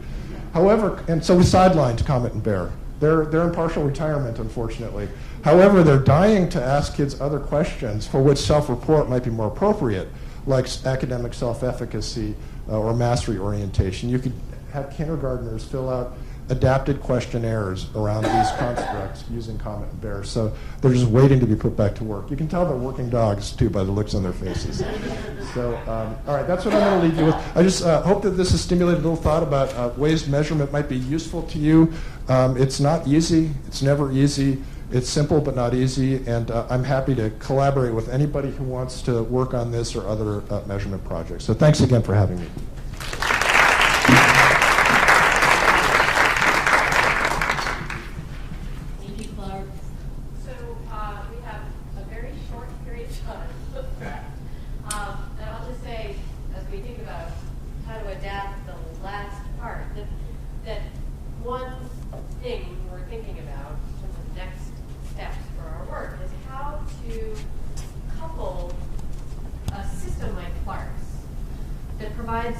Detailed but still somewhat more global information with something that's really micro that you could use to say if you have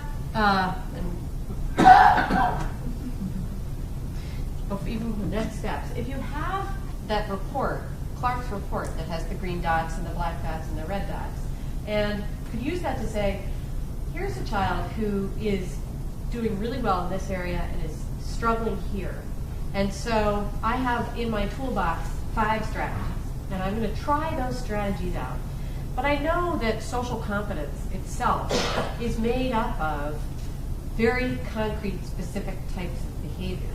So could something like Cell Web be coupled with something that's more formative, that then can be used in the moment to say, oh, my strategy is really moving these specific skills that make up social confidence. And then cell web could be used again later to see if there's a global shift. So I think in terms of next steps, we're thinking about how to create a micro-formative system that can be used in conjunction with something like cell web that really can drive practice and then reflection on practice in the moment. And can you talk about how that would also could be used in all the sort of varied contexts that everyone here represents, that could actually be used in? Yeah, so one of the things that when I was exuberant about all the innovation and leading edge work across these groups, the other side to that, so there's all this leading edge work, it's super interesting and it's varied. The other side to that is I don't know if you noticed this, but there are common strategies across all of them, right? So there are practices that are core to SEL that appear in all of these approaches. And because of that, because there is this commonality, this core commonality across these different methods, you could imagine using a system, a universal system like cell web coupled with something that's more formative across all of those places to guide how practice happens, even though the practices themselves are located in different approaches. Do you see what I'm saying? Is that what you're referring to? Yeah. So, and that's part of how we're thinking about how you could use this huge opportunity where there's this varied but at its core parallel kind of work happening to pilot a system like this and see how does something like this work not just within one approach, but how could it work across different approaches, which is really very exciting and an unusual opportunity. I don't think it exists in other places in quite this way, which is really to your credit that you have put this together, and I think it's quite exciting. So that's the blank slide for next steps. So we thought it would be really nice to get people talking at their tables, and we came up with, a good 40 minutes of conversation. So everybody, you have 5 minutes to have conversation. And Gretchen has now rapidly adapted our plan, and... Do you want the groups mixed up? No. Okay, everybody stay? Okay. We can just have a quick conversation. Yeah. Oh, yeah. Sorry. So here's what I'm going to suggest. I'm actually going to move a slide. I'm sorry, can you go forward? Yeah. Next. Yeah, is it possible to, no, back, to delete Yeah. this, or we don't have to, but. Okay. So we have a little bit more time, we can go a little bit further. Okay, great. So what I'm going to suggest is that I think most folks are sitting at tables with other folks from their organization, with the exception of foundation folks who can be spread out anywhere. If you're not at a table with other folks from your organization, it might be useful to sit with at least 1 or 2 other people from your organization, because I'm going to skip to some of the questions that have to do with thinking about what's resonating. So what I think we should do is start by just having a sort of a few minutes to have a conversation at our tables about what you heard today that's resonated with you and what opportunities you're thinking about might exist for you to take some of the things that you've heard, either that other programs are doing or related to the question around data, and move one step forward. And I'm going to encourage you, when you think about what opportunities might exist, to think about things that are actually small enough that they might be actionable. Don't worry about thinking too big in the sense that you want to move toward big, but I'm particularly curious about sort of what can people take away from today. So I want to give people a few minutes to talk about that, and then I think we'll come back together as a whole group, because we started that way and it might be nice. And in the spirit of the way the circles I run, or sort of just a circle, sort of share out what commitments we want to make moving forward. So take a few minutes at your table. I would say, do we have 10 maybe? Is that okay? 7 to talk about what resonated with you and how you're thinking about sort of next steps moving forward. Go ahead. Oh, can someone at each table jot down notes? That would be great.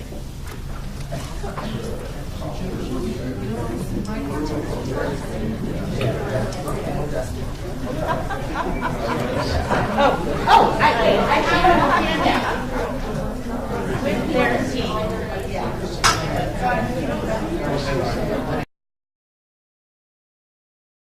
And kind of assessing what your own skill set is.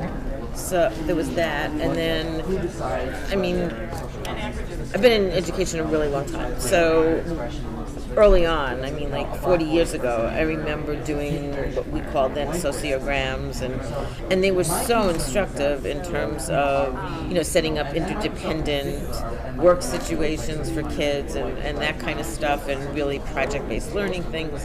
But the truth is, I mean, my reaction to the presentation from CellWeb was this amazing information that can emanate out of this, but who's going to have the time? What teacher is going to have the time in the real world to sit down and, you know, really unpack that information and meet with, you know, a team of people and talk about, even in terms of making classes for next year, this child is connected, this child's not connected, this is a you know, and how to make classes that are more meaningful so kids are not isolated or rejected. Three triennial, sort of not triennial, but 3 times a year they do data days, and now they're doing reading. They review reading data, math data, and social emotional data. And so it's already, you know, I think it works best when it's incorporated into existing practices rather than adding on. And so they'll look at the social network maps and spend some time identifying whether their kids need extra help. And then if there are, they look at the CellWeb comprehension data to see whether they need some skill development or not. And so it's not I don't think it's overly burdensome. I think it helps to answer questions when kids are struggling. Do it once a month, basically, for themselves. And it's like a pretty crude pencil and paper rubric. I think there was a slide of it that had like the smiley faces on it. And with the older students, there's definitely more of a conversation around it, and like making sure, for instance, that you're honest. You know, I think when kids first do it, they just like give themselves smiles all the way down. And then there's a point sometimes where there's students who unfairly grade themselves like all sad faces if they're like particularly hard on themselves, if they've had like a rough go of things lately. And so like with particularly, I would say first grade and higher, like there are intense conversations with the kids about like really thinking about your choices and like what is accurate. So that does happen right now. And then there's also like a teacher companion where they fill out the same set of like smiley faces for the students. And that lives and breathes pretty actively right now. But I think like what a lot of the work that we are looking forward to doing with Stephanie, so like right now, for instance, if we look at our reach values and if we're looking at something like respect, which like our big conversation to have with Stephanie and like at school is like, what's the scope of what our spring will look like? Are we really just going to focus on like one of these skills and really try and isolate it? Are we going to like have individual grade levels focus on individual skills? Is each classroom going to be able to?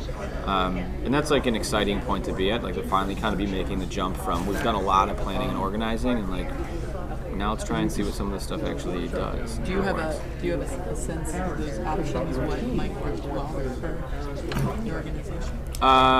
No, but I am okay with that because I think that like one of the things that will make this really successful and really not have teachers feel like a significant sense of like they're already excited about it, but like a real sense of ownership and value. Yeah, like if I'm a teacher and like, and honestly, like I mean, like individual teachers know the kids better than I do. I mean, so they're all the time. So for me to say this is what. Blame is a harsh word, but blamed if a kid is out in the playground at the end of the day, misbehaving, and shouldn't we have done something better to deal with the social emotional issues in school? But if the kid's coming from a home environment that's just fraught with issues, like how do I accommodate that? How do we ameliorate that? Doing individual. I don't have an answer. I don't have a great answer, but I think as an educator, we always need to take the long view on things like that. We know we can't make progress in the short term. Maybe we can with some. A lot of the things that we do in schools can get unraveled as soon as the kid leaves at 3 o'clock. But we're trying to build their foundational skills. We're trying to engage them and their parents at a point where they embrace what we're saying and they see the use of it and they see the application for it outside of school. And if we could do a better job of that and quantify that and qualify that, by some measure with parents and families at home, then we'll know we're doing the right thing. I think that's one of the chief reasons why we expanded down into pre-K, so we can start that engagement earlier. And then I had it on our agenda today, but talk about all our kin. Okay. One of the other ones have done is they sort of educated, and that's one of the things that we try to do is give the support, right, to make sure everybody's educated. So it's not all up to you. Exactly. That's right. That guy's identified, that you're meeting every week. Hey, we got Joey and we have Susan over here that are the outliers. Let's talk about them. This is what you have to look for. Maybe they report into you, and you aggregate all that. But everyone should have this awareness, it seems, of that and be able to. And it goes from year to year too. Not like Joey and Susan are going to get cured first grade. When they move up to second grade, away from Jesus classroom, and they're still on the radar. And then Lisa talks to the third grade teacher. So this is where the 4-to-1 ratio or 2-to-1 in middle school or 1-on-1 comes really, really handy, because we identify those students when they're 4, 5, 6, or even later, even as they grow. We can address it. We can target whatever interventions we learn from Stephanie and whatever we learn, how to bring those self-confidence traits up, whatever may be lacking. The kids also travel together. They're with the same class from pre-K to high school. So that's very important, because if we identify the groups and we merge them, which is absolutely possible, I mean, we know that if you give the whole class the same goal, they'll work together, and all the different strategies that we can use to make sure that their friendships all around, one is an outsider, that's very powerful. You probably have fewer of those triangles than some of these other schools, because you're dealing with a small group, you're dealing with this foreign one, and you're dealing with this longevity of K through 8, where they come back and they reconvene. It's almost like camp with all your old buddies kind of thing. And we also benefit from not giving grades. We don't suspend kids. We don't have discipline problems that what they deal with, what they see the kids every day. And the students step up the bus. I really believe that there's a mindset.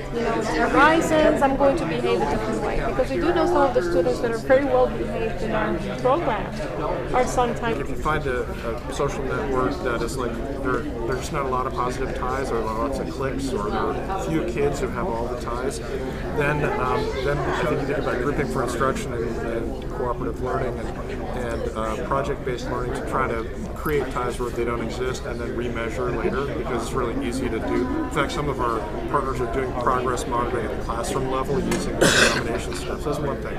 Second thing is, if you identify socially isolated or rejected kids, SOLA doesn't necessarily tell you why they're isolated or rejected, so I think that always is a flag that says we need to, it's a high-risk kid, so we need to understand what the source of their ostracism is, and then support either skill development or building ties with some of the kind of kids in the classroom so that they're not as rejected or isolated. And then the third thing is looking into those different skill areas. If you're using ruler, I hear your point about it not necessarily corresponding perfectly to the ruler approach. Okay, I'm going to ask people to finish up their sentence.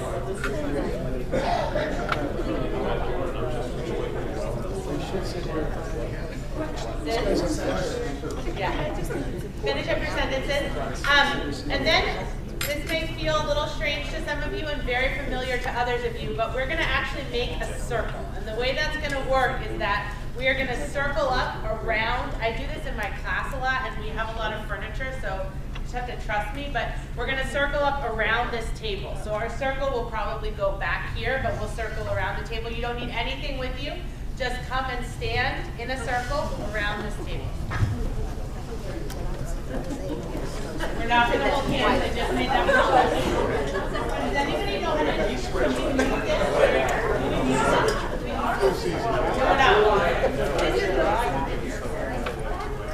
You don't have to be ready. Scoot over. No hand holding. No hand holding.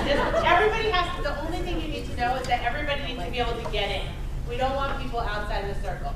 So I am actually a really big fan of restorative practices, and they can be used in a lot of ways. But the concept of the circle is partly about the idea that circles are a way of holding a communal, and also that they make everybody's voice equal. And I often begin and end classes, my classes actually, by having folks stand in a circle. So what I'm going to ask, this is a way of sort of closing, and what I'm going to ask via this, Ted, can you back up a little bit? Yeah. Sorry to boss you around. It's just because I know you and love you that I feel that I can do that. Sorry, you're on the top. I am taking from today the commitment to really think in research oriented terms about how we can integrate restorative practices into social emotional learning. We travel this way, and you can Oh, we always do? skip. Yeah. I'm ready. I have a lot of questions. We can come back to you. But we go around, and you can always skip. Go ahead.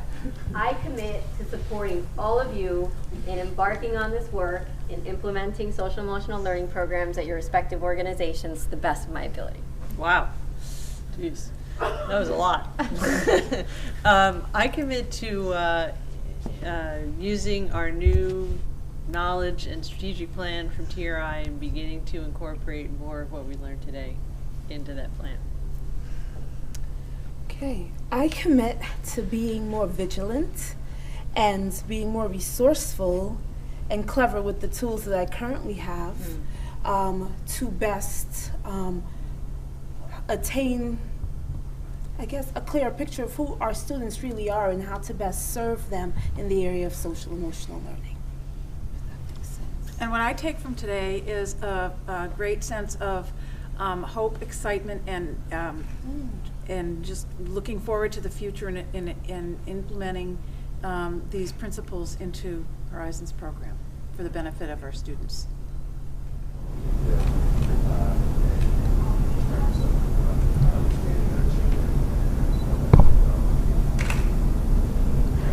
Yeah, I guess what I took from today was really the power of this gathering, all the different competencies and they came into this room together. It was very different than when we did this the first time. I think David Hunter was there, and I kind of drove home that day with a different feeling that I'm going to drive home today. But there's real, and for someone to say, we're sort of as a group, all of us, learning from one another at the cutting edge of this whole thing, that's my takeaway. It's just a great enthusiasm for that. My commitment is to continue to work with Eden and her staff to make sure that we can make this more effective every year that we do it, so that we can all do what we're trying to do better next year than we're doing this year. And I just arrived from LA, so I commit to continuing to listen and to invest with my family. It's a very powerful thing. I'm celebrating a big anniversary with you today. I'm just celebrating this investment in our community. So I'm really proud of you. It's great to see different generations here. So great to I commit to helping the world understand the importance of nurturing dimensional health and well-being.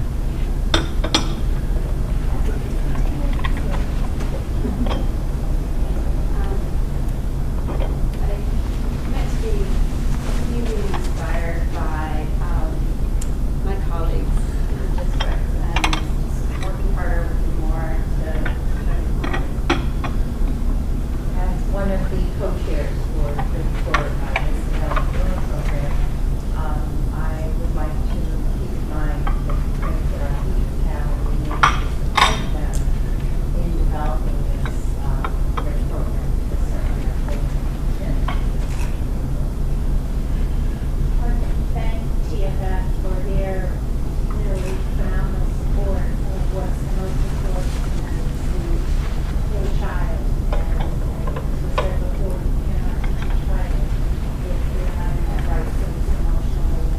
Commit to Fran and her vision and working with Helen and Bonnie and Susan and Margie, all of the staff and the program. Continuing to work with the schools this year and next year for children.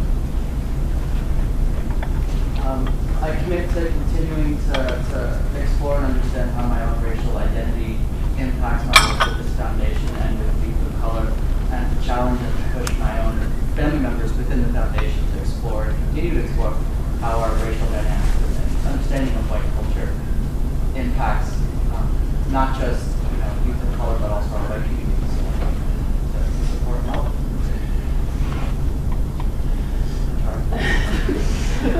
At New Beginnings, I think we're super committed to meeting our kids where they are and educating them in a nurturing way.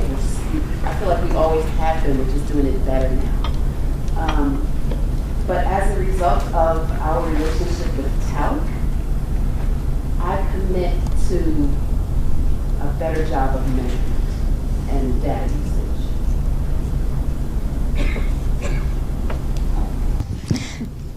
As the new principal of Wilbur Cross School in Bridgeport, I am committed to learning more and also to helping our staff to learn how important social emotional learning is for our students. I'm committed to continuing the work with the cell web to determine how we can use it in Bridgeport to help our students to be the best students that they can be. The colors were just, that makes it so easy to read data, so that we can help our little ones come to school ready to learn, to feel good about themselves, and be able to become the great human beings that they are.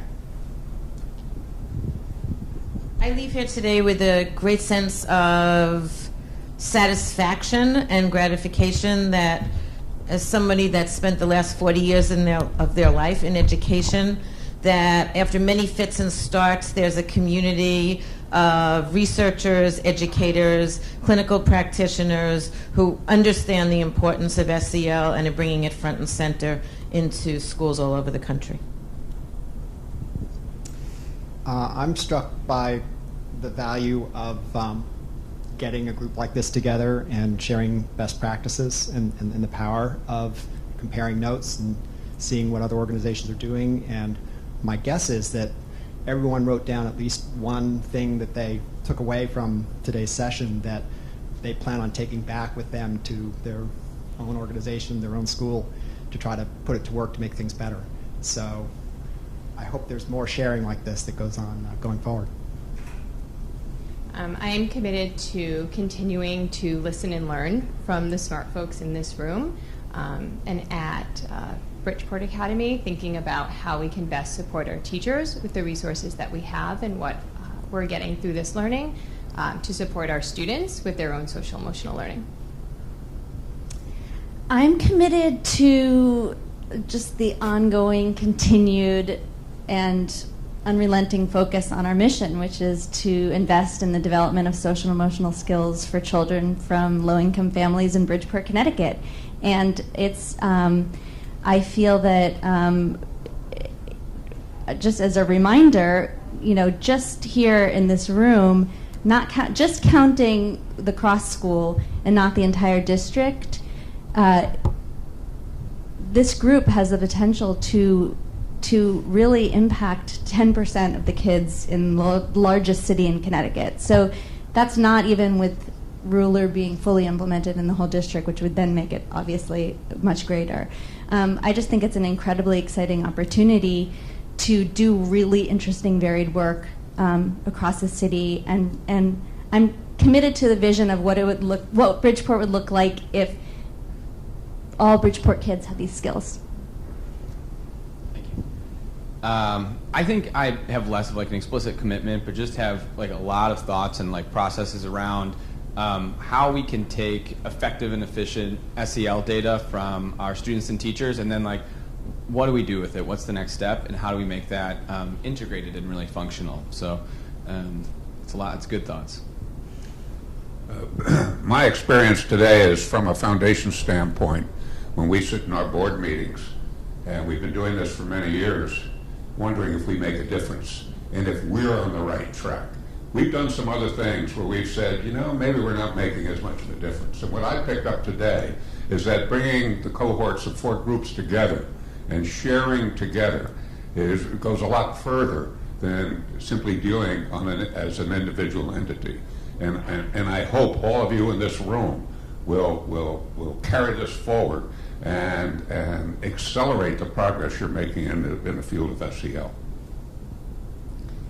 My takeaway from today is just the immense progress that our 4 investees have made in the last year and a half since we met in this building, and it is just amazing to hear from all of you. And you are all so unique and varied, but there is this commonality.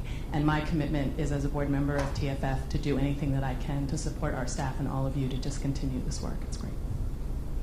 Hi. So I commit to being grateful every single day for working at an organization with this mission, and really appreciating being connected to all of you and the impact that you're having. So I'm so fortunate to be here and just learn more about SEL in the field and what we're doing here. So thanks, guys. I love you. it's clear that there's a lot of excellent work, tremendous work that's happening right now, and it seems like there's a groundswell of SEL information and initiatives that's happening that's really going to allow us to really affect our children and bring them to where they need to go and where they can go. One thing specifically that I'm really going to take away and I'm really excited about is getting the student perspective on SEL and where they are and what are some stressors and how they react to certain things, and therefore how are we going to take that information to impact their lives moving forward. My takeaway, and boy, I need this, I guess, is to the foundation for their vision and to have been part of this, I think since shortly after they decided to go public with it, about how far an idea and a few people can go.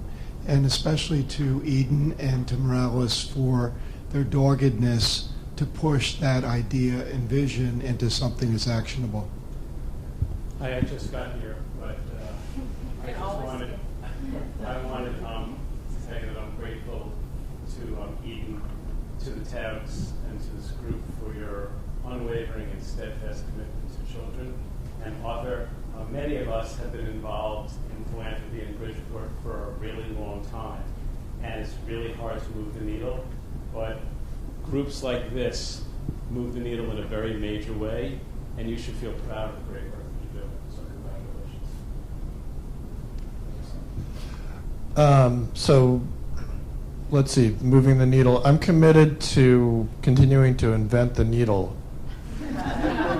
And I really love finding creative and useful ways to measure the outcomes that are important to us in ways that will help educators and ultimately help kids live better lives.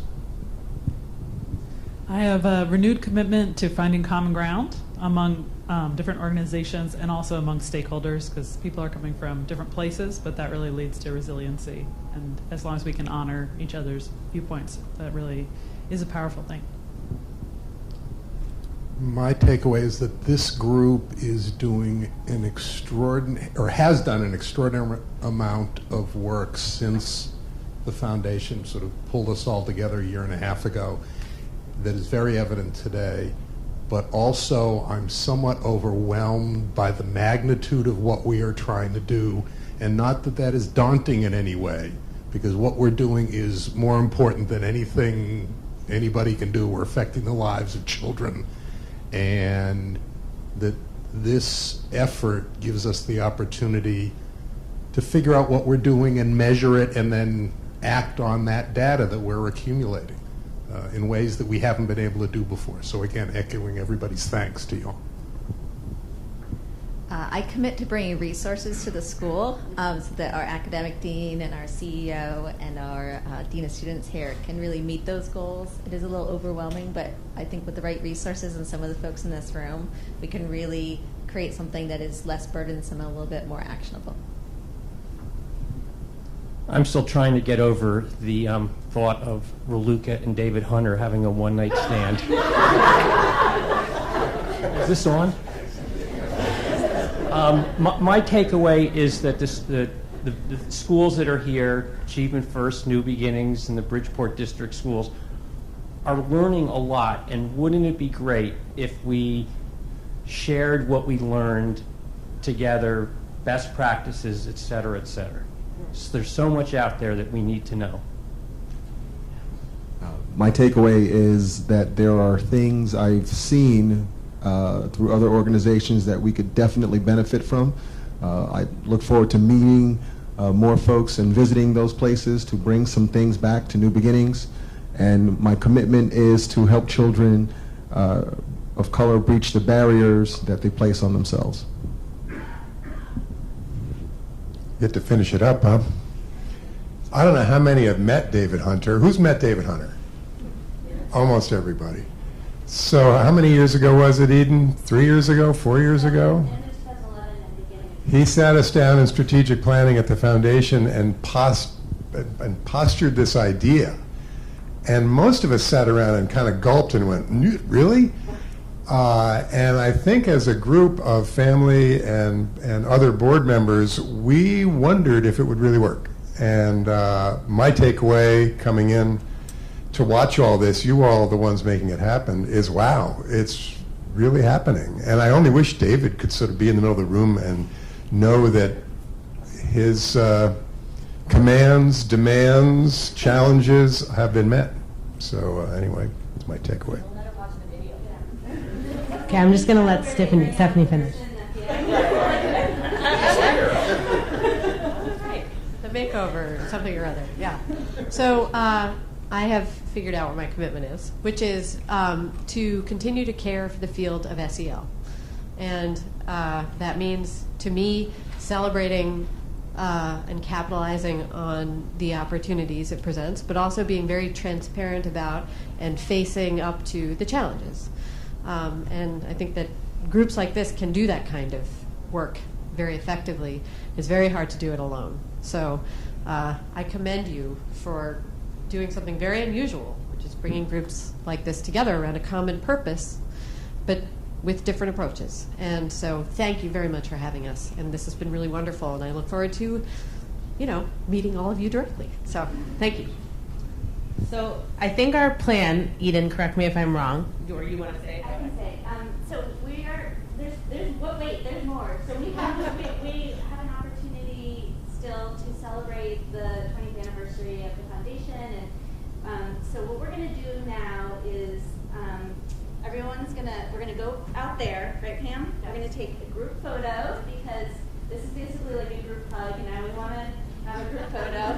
Then everyone I know is going probably to have some food and a glass of wine. So after a group photo, bathroom break, whatever you need, come back here, grab some wine, some food, come back here. We're going to have a brief program, and then just time to mingle and talk.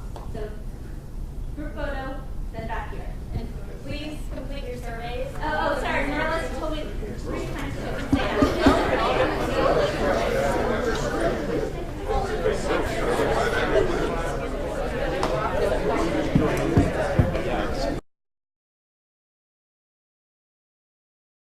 So if everyone can either take a seat or just direct your attention, we just want to say a couple words, because in addition to having this incredible workshop here today, we're also here to celebrate 20 years of the Tauck Family Foundation. So, yay! I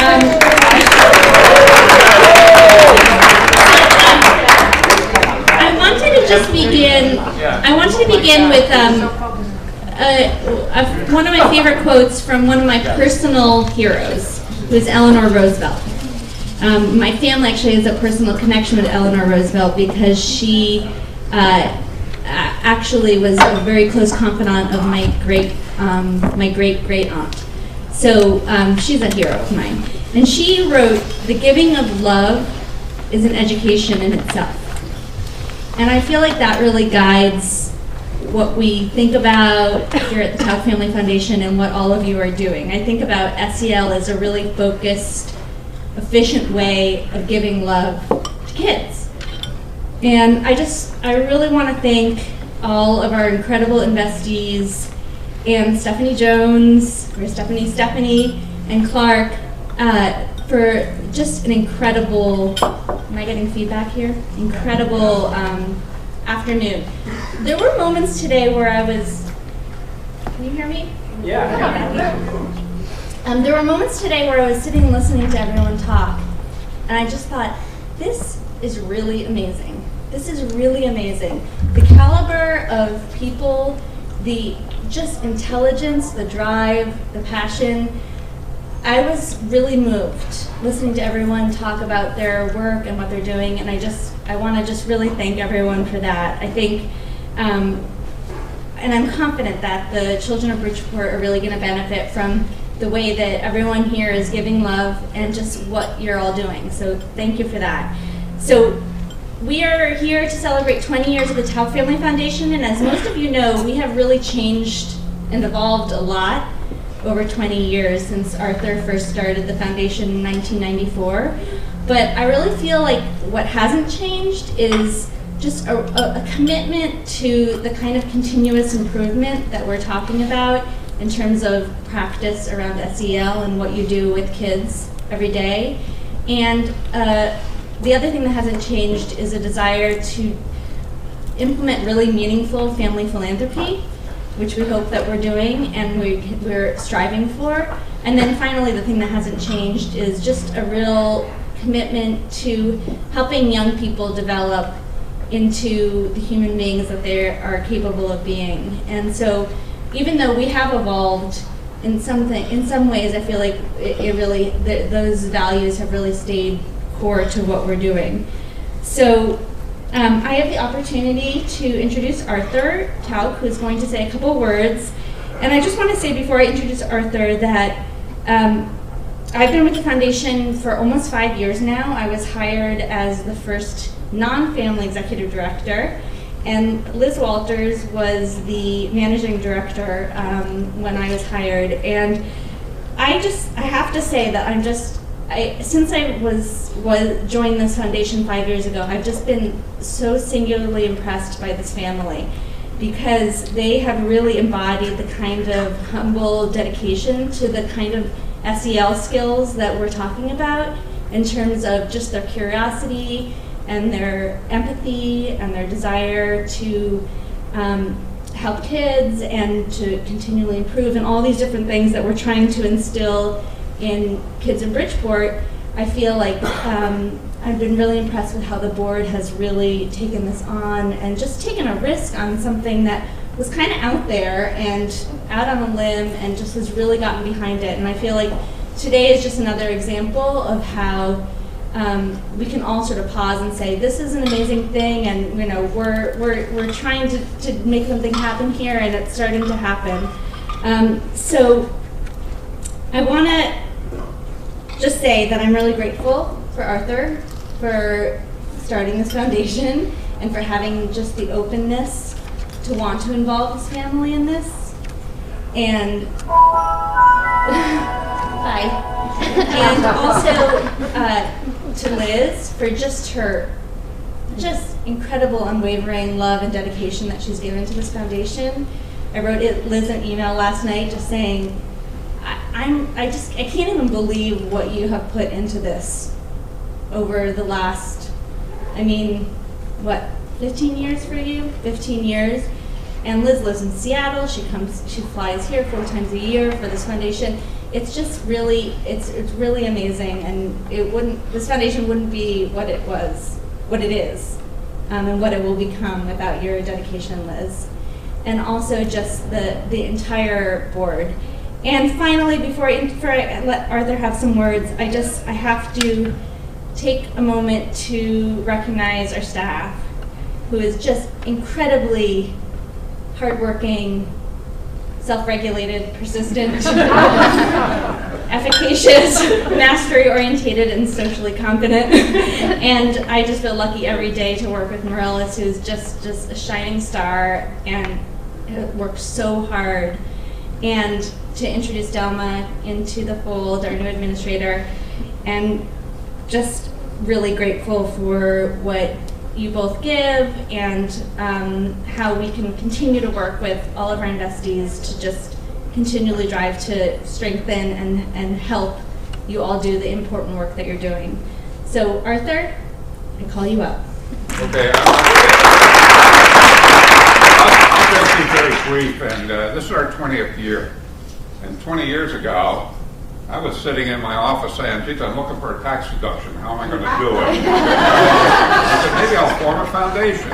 And instead of piecemealing things, I'd give it to the foundation, then take my time and give it away. And we in those early days, it was kind of all alone. I did everything, and I gave to local Fairfield County organizations. There was no mission at all designed into this. It was just if somebody needed it and it was good, fine, let's do that. Somebody else had another mission, let's do that. First night in Westport, when the first time they had it, they said, we want to keep the kids off the street on New Year's Eve. Fine, I'll help. And that's kind of, just no design at all. We did it. But then you've got to move away from that. And so our focus, or my focus, became a little bit of Bridgeport at that time.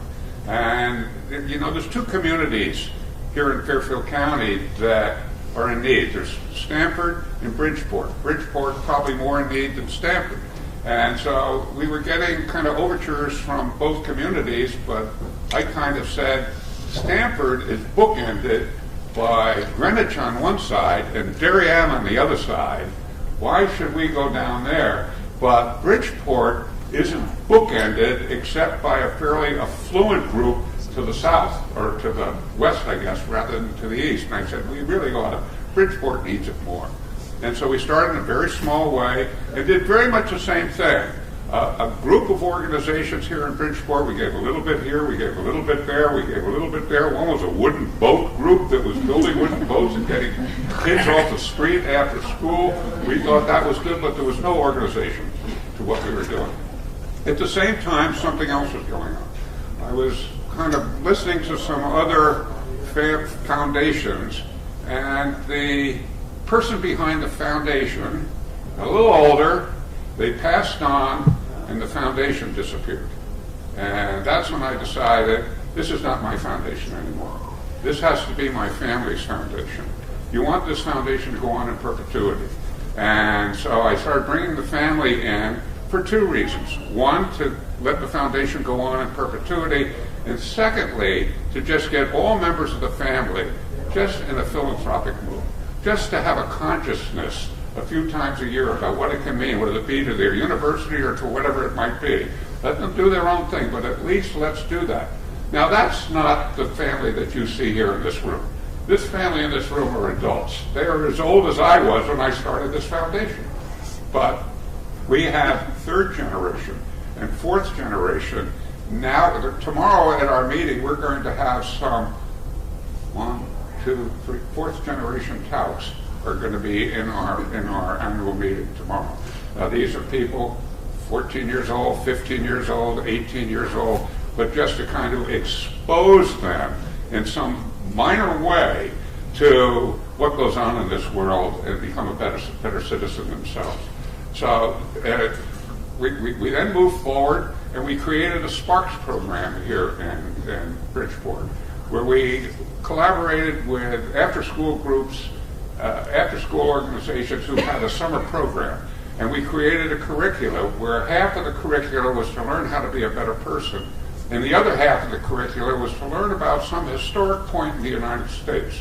And we had middle school kids who would join this program, and we had, I think, 3 destinations. They would study New England and what went on with our founders up in New England, and after the end of the summer, we put them on a 7-day tour of New England and took them around and showed them the things that they were studying. We had a group that would go down to Philadelphia, Washington, Williamsburg, and then we had a group that went to California.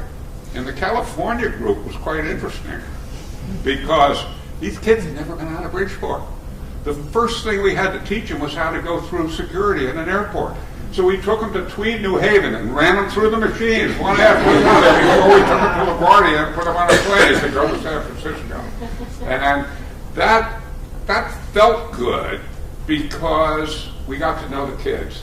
We'd go to the pancake breakfast before they go off on their tour. We'd have a trip end party with their parents.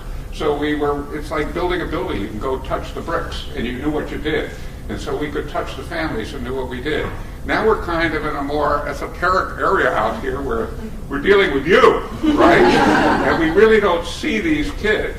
But I really think we've moved forward and we're in the right direction today compared to the other things we've done in the future. And I hope the family, this generation and the next generation and the one behind that, will continue on. So that's why we're here.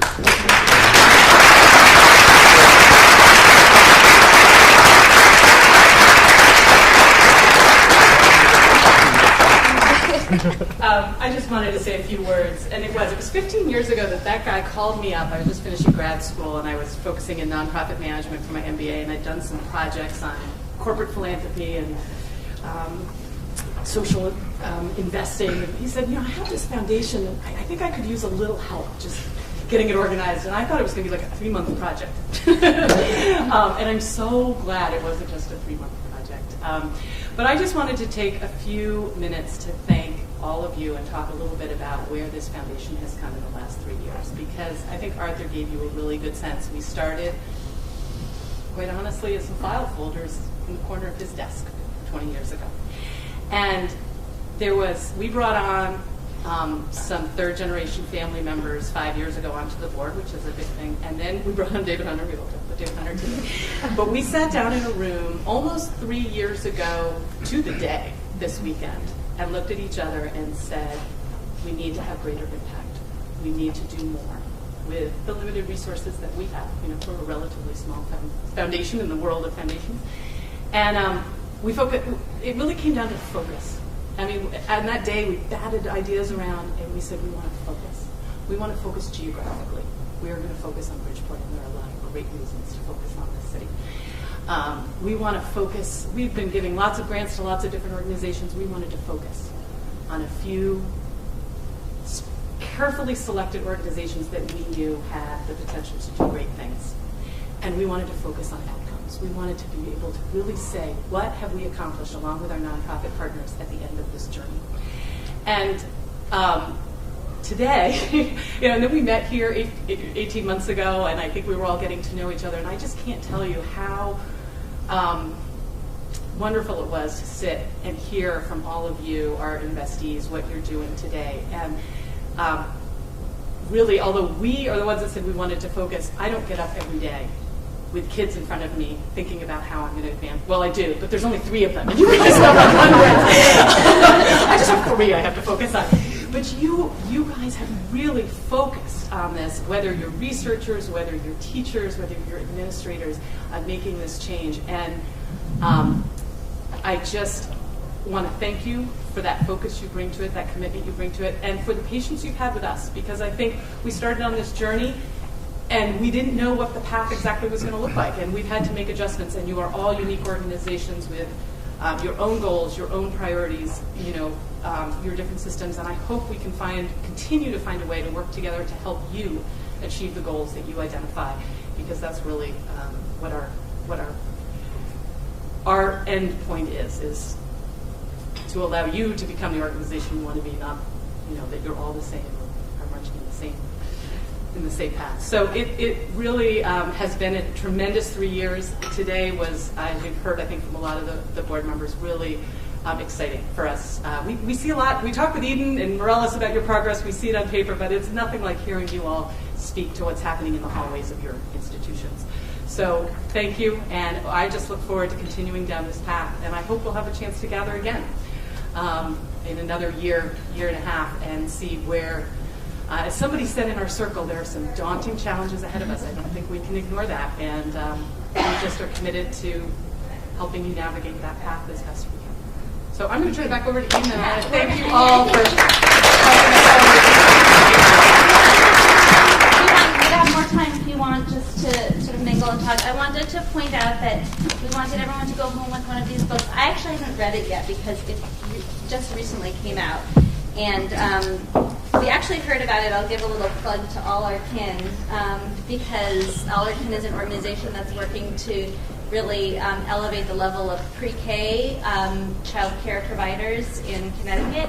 And so All Our Kin is here in Bridgeport, and we every year like to donate a book to the All Our Kin event, and they are always choosing really great books that really align with SEL. So this year was this book, and so we've got extra copies to give to all of you. So we hope you enjoy this. And just want to say again, we want to be active partners with everyone, and we also want to do that in a way that's really helpful. So please fill out the forms that are on your tables.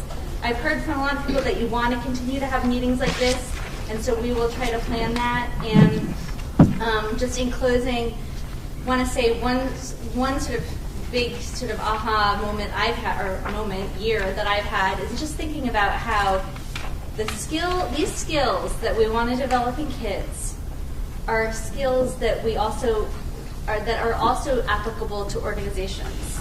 And that goes for the foundation, and it goes for everyone's institution. We want to stay focused, self-controlled in terms of staying on our mission. We want to get through to goals. We want to strive for goals even when we hit hard bumps. We want to believe in our capacity to do things. We want to keep taking risks, even though it might not be, care more about learning than about what we look like to other people, and then just really strive to understand the perspectives of other people and collaborate to solve entrenched social problems. And so I think it's really inspiring to think about how we can all do that as a group together, and just really thank everyone again for your participation tonight. And please stay as long as you want and have another glass of wine, and just if I had a glass, I would raise a glass to everybody. I'm going to raise a glass and just toast you all. Thank you. Cheers. And we as investees should toast the Tauck Foundation. Yes. Cheers. Cheers. Cheers.